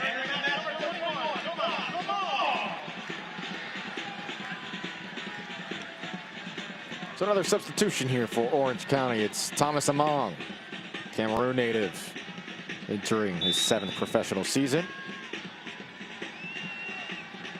And his most productive last year. He's thrown to the box, headed away. And 11 goals did Among last year. Goal scoring presence coming on late. Yeah, he missed the first couple of games because he was red carded in his final match for San Diego. And off the shoulder, trickles back to Richards. Towards the far side, that looks to bounce out of play. And there's a whistle. Carlton was down behind all of that action.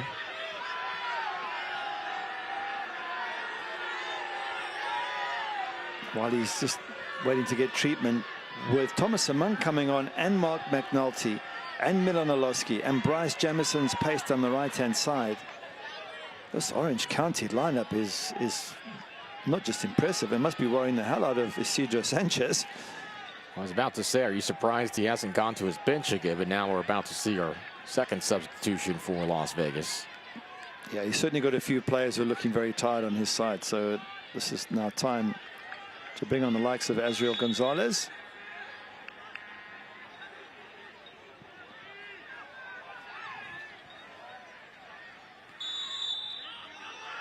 Whistle against Orange County here. Feels a bit as if Las Vegas trying to tread water for a bit. Perhaps this set piece will earn them some possession in the attacking half.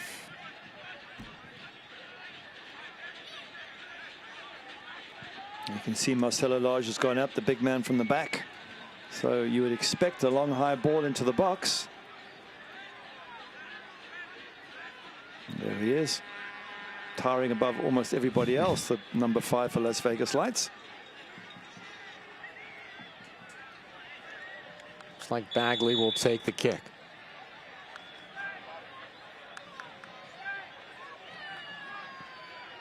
Bagley sends it in. Momentarily headed away. Shot is sent in. And that was sliced to the right of the frame. That's Carlton on the shot. Honestly, not the worst opportunity there off of deflection.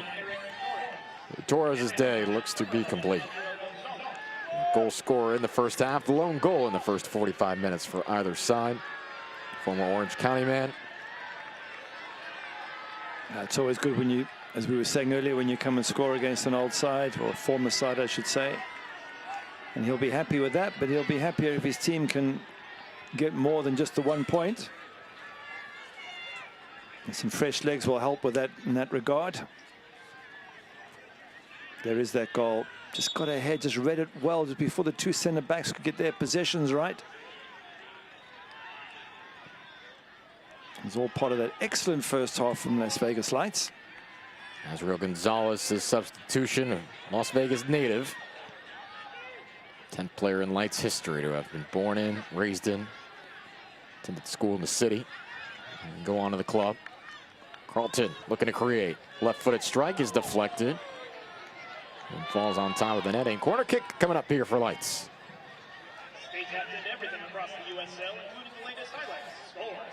And remember to plan your next group outing with Orange County Soccer Club. Groups of 10 or more receive discounted pricing, video board recognition, and access to group experiences at orangecountysoccer.com/group tickets.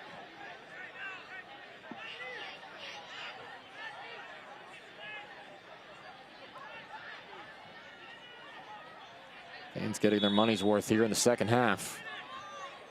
Even at 2. Does either club have another goal left in them? Some bodies fall into the ground in the box, and the referees have to step in and have a word.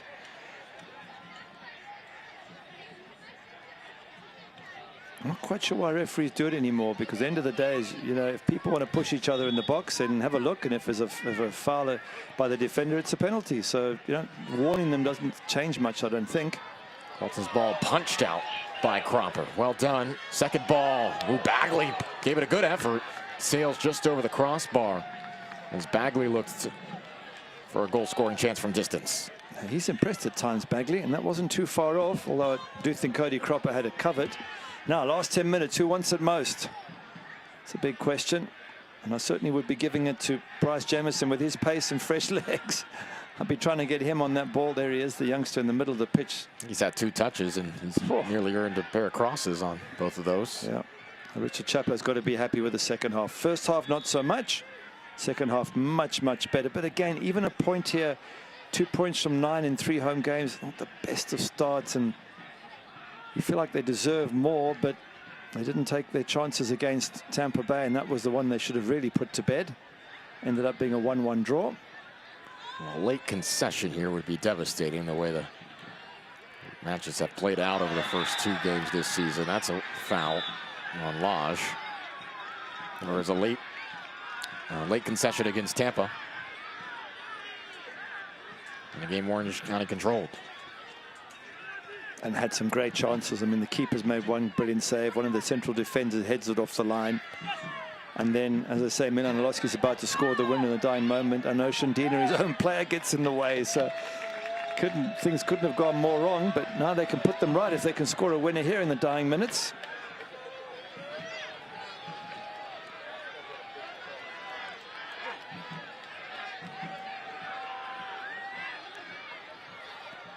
Richards on throw-in duty tonight. Headed towards the middle. Oh my goodness, Jemison. The flag was up from the side. It's a little quick burst of hope for the Orange County faithful. Yeah, it's a great asset, that Brent Richards' long throw. It goes deep in the box. It's more like a set piece, like a free kick. Have a look at this. Goes all the way in, flicked on near post. Brilliant flick on from Andrew Fox. And as you say, in a slightly offside position, the young man, Bryce Jamieson.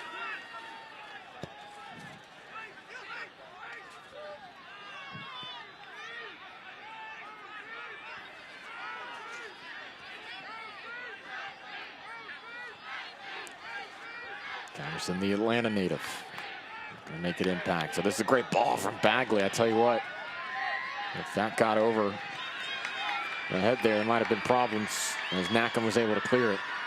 Paz was making a run.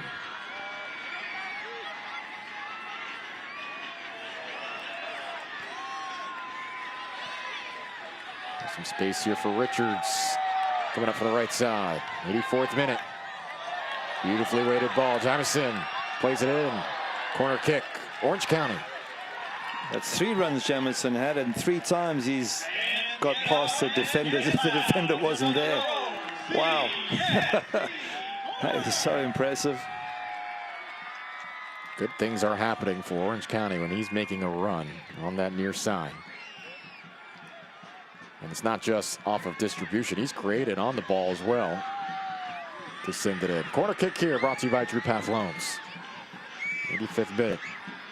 As Peterson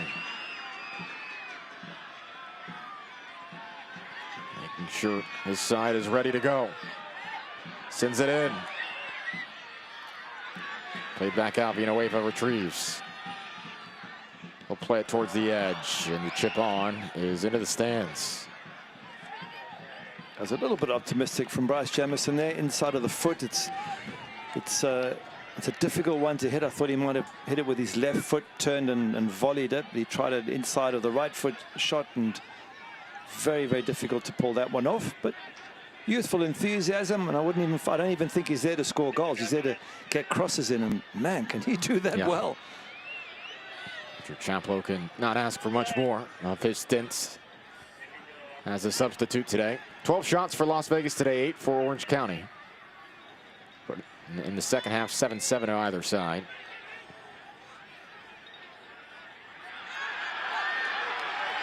And now Orange County threatening again. Look at the run for Jamieson on the near side. Played far post, just a bit in front of him. The right idea from Orange County here. Can Jamieson get yet another cross off? He does. Bagley in the right area. 4 from 4 for Jamieson, getting crosses in. And you're right, he was spotted there by Mark McNulty, did a brilliant turn on that left-hand side. Saw Jamieson sprinting at the far post and just maybe overhit it slightly. It was too difficult for Jamison to get, but his pace is a big threat. He was open. He was ahead of the defense. He was onside. Andrew Fox in a bit of a pushing match at the near post. Another quick conversation, which will promptly be ignored.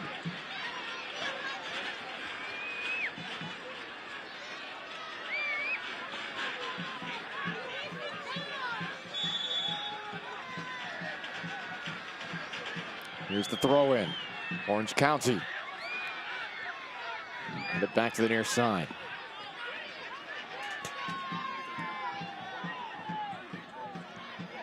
Carlton will clear it away.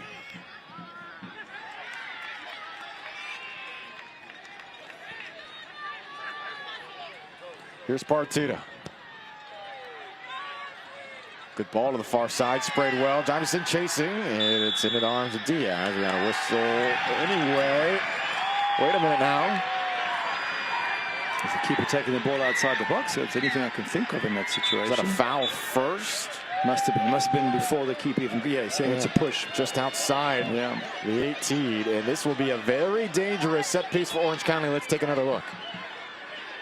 So look, is there push coming there? There are two hands, That's very clear on Bagley. Yep.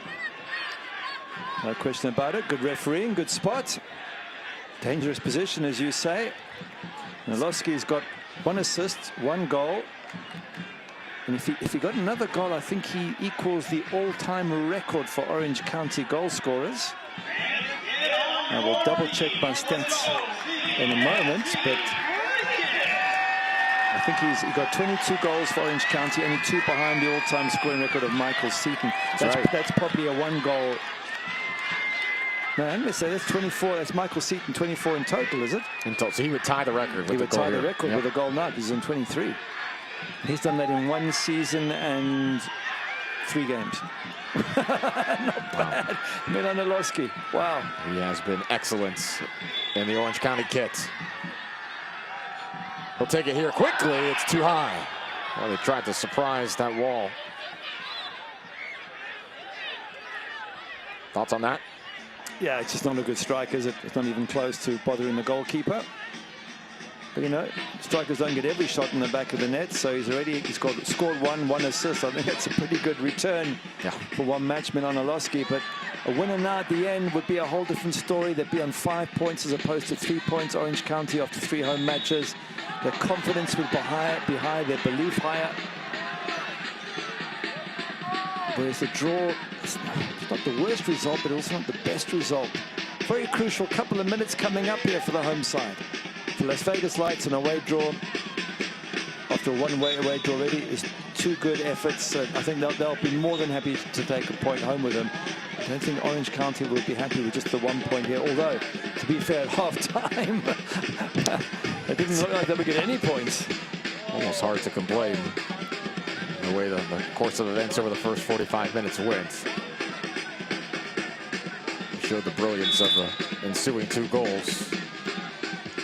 So Orange County fans, they perhaps would take it. They would love one more, though. Las Vegas off the free kick here. That's sent away.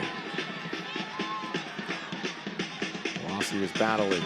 Otang and Villanueva. Pinballing around here. It winds up with Orange County.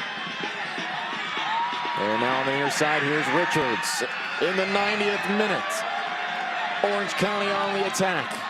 Played near side. McNulty has been a playmaker. Played in on the ground. Throw in Orange County. You got a mix-up between Mark McNulty, should have been in the middle, and Bryce Jamison, who should have been on the wing. Bryce made a run in the middle, looking for a through ball, but he needed to stay on the wing, offer an option, and let Mark McNulty finish it off in the middle.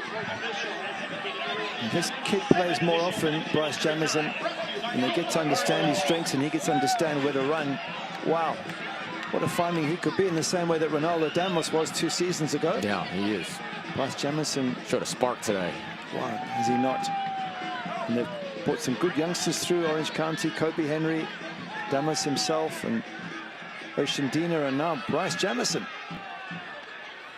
Carlton is going to head to the bench. It's Alexander Romero coming on for him right now. Las Vegas has played with much of their starting 11 on the pitch in the waning moments of this match.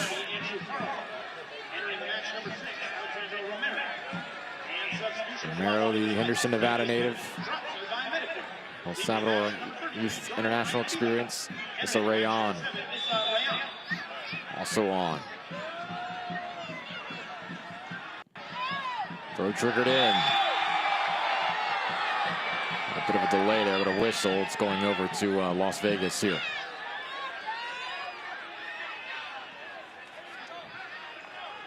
So it's a Rayon on as well.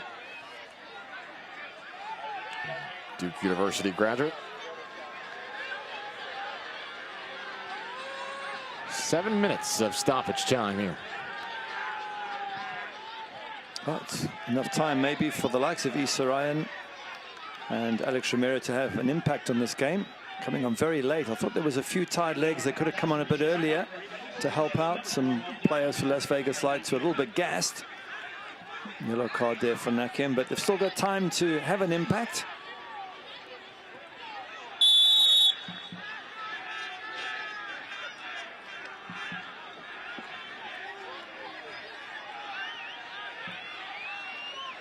Very interesting how the next 5 minutes of this are played.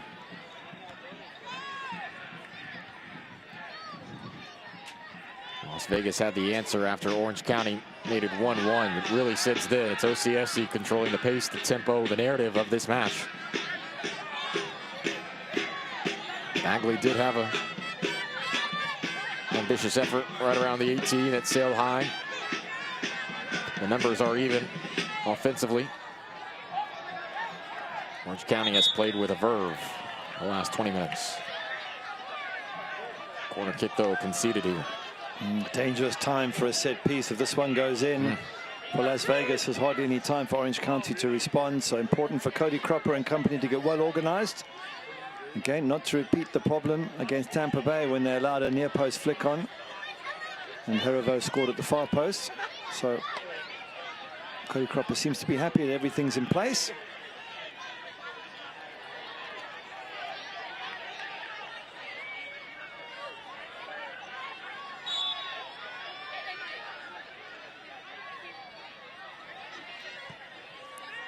Tailing towards the far post. Cropper, that is well done. Used his body to shield and now wants to ignite the attack here. Good touch. Olaski. Oh, poor ball. Wrong option, wasn't it? That opened up on the right. There were two players with acres of space on the right, and Milan went left. That was an opportunity, Gary, for Orange County. It was great counter-attack. Did so well there. Still got another chance now to bomb the ball into the box. This is Peterson.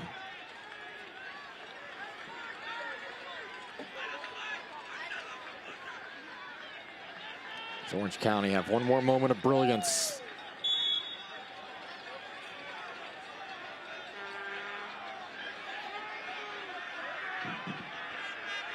Peterson plays it forward. Orange County with the first to it. Villanueva wide. Wow, if he'd have got a second goal and a winner as well, what a day that would have been for the young man. He hit it well, but just not on target. Let's have a look at it again. Good header coming in there from Fox, and poor clearance from Las Vegas. He put a charge in it. Yeah, it just came off the outside of his left boot there. Didn't get right through the ball.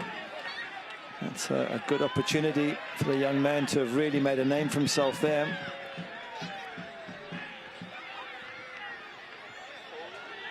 Coming off a 2-assist season last year, did play in every match. Neither side have one more shot on frame.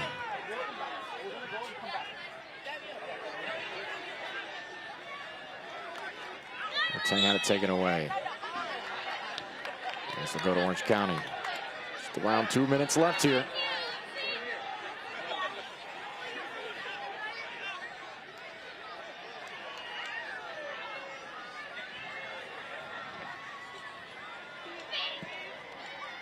Orange County had that counter opportunity just moments ago. Perhaps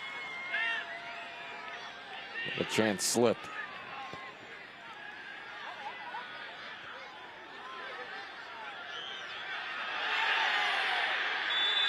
No play on here. There's a whistle. We'll call everyone back. Villanueva trying to get up. Make sure they can get a set piece here. Maybe this perhaps the final opportunity to the match. It could very well be.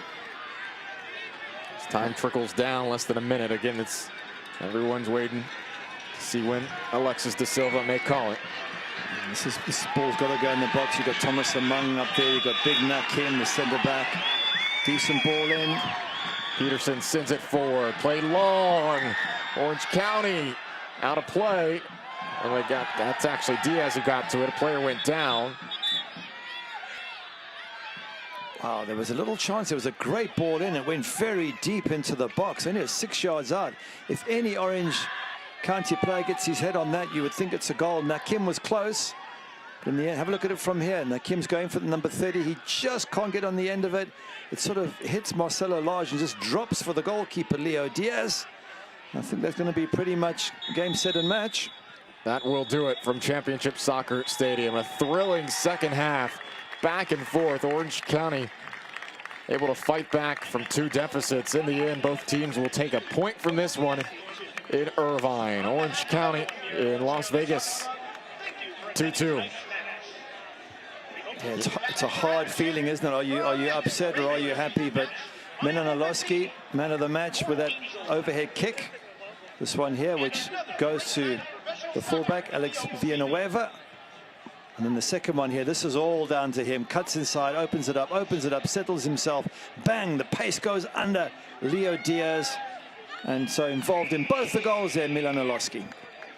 Well, there was not much happening for either side in the first 40 minutes. It was Las Vegas with a 1-0 lead at the half. And then we had 3 goals in a span of about 5 minutes here around the 60th minute between these 2 clubs, Orange County and Las Vegas. Gave us one to remember here this weekend in the USL. We'll take a look at the highlights when we return here on ESPN+. 2-2 our final.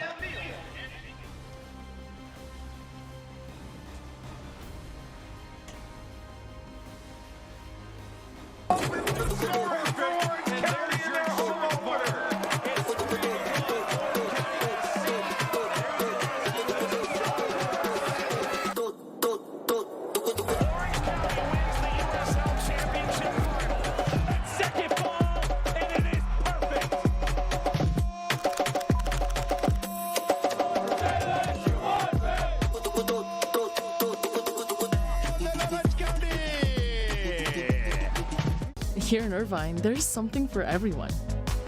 You can satisfy your sweet tooth here or here. Cool off with freshly picked berries or catch some rays. Get some post-worthy views or rock out with your friends. Raise your adrenaline or just relax. It's master planned with you in mind. Irvine awaits. When you are killed by a drunk driver, you become nothing but a stick figure on a police report. Your death will be a story never to be told by you, and justice will never be served. Last year, nearly 13,000 stick figures were drawn by officers after a drunk driving fatality. It will take everyone to eliminate drunk driving, so that no one ever has to tell your story from a police report.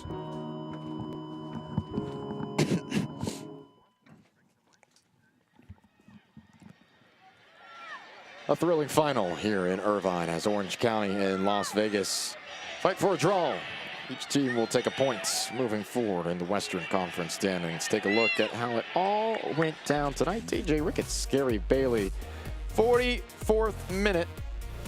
Torres opened up his lights accounts. Pato Faz Brilliant ball forward, and the assist came in from Stoffer, and that started off our scoring tonight. Yes, a great assist. Look how he pulls it back with pace as well. So difficult to do when you're at the line, but Eric Kubo Torres times his run, beats the 2 central defenders to it, sticks it past Cody Cropper, and the man who was at Orange County last season puts the dagger in their heart in that first half. Orange County fighting back, not much doing in the first half, but here, brilliance. Eventually, look at this distribution, and then the header from Villanueva.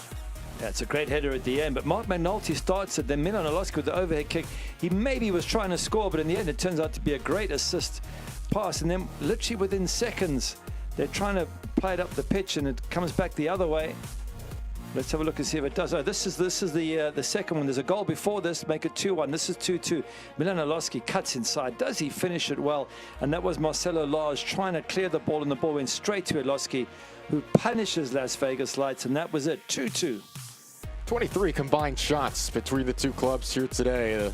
The pace of play and the excitement ramped up without a doubt in the final 45. Orange County controlled a lot of possession throughout. You mentioned a lot of it in that back half, especially in the first 45 minutes of play. All these numbers add up to a 2-2 final score when it was all said and done, as these two teams look to be factors in the Western Conference moving forward. A big thanks to our entire production team: Sergio Espinoza, Rick Tugman, Miguel Manella, and Sebastian Fumberg. For my partner Gary Bailey, I'm AJ Ricketts. Las Vegas and Orange County gave us a fun Saturday night.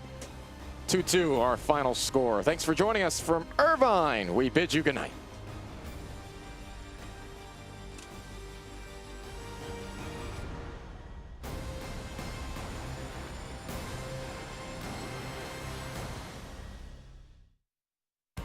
This copyrighted telecast of the United Soccer League Championship cannot be retransmitted, rebroadcast, or reproduced without the expressed written consent of the United Soccer League Championship.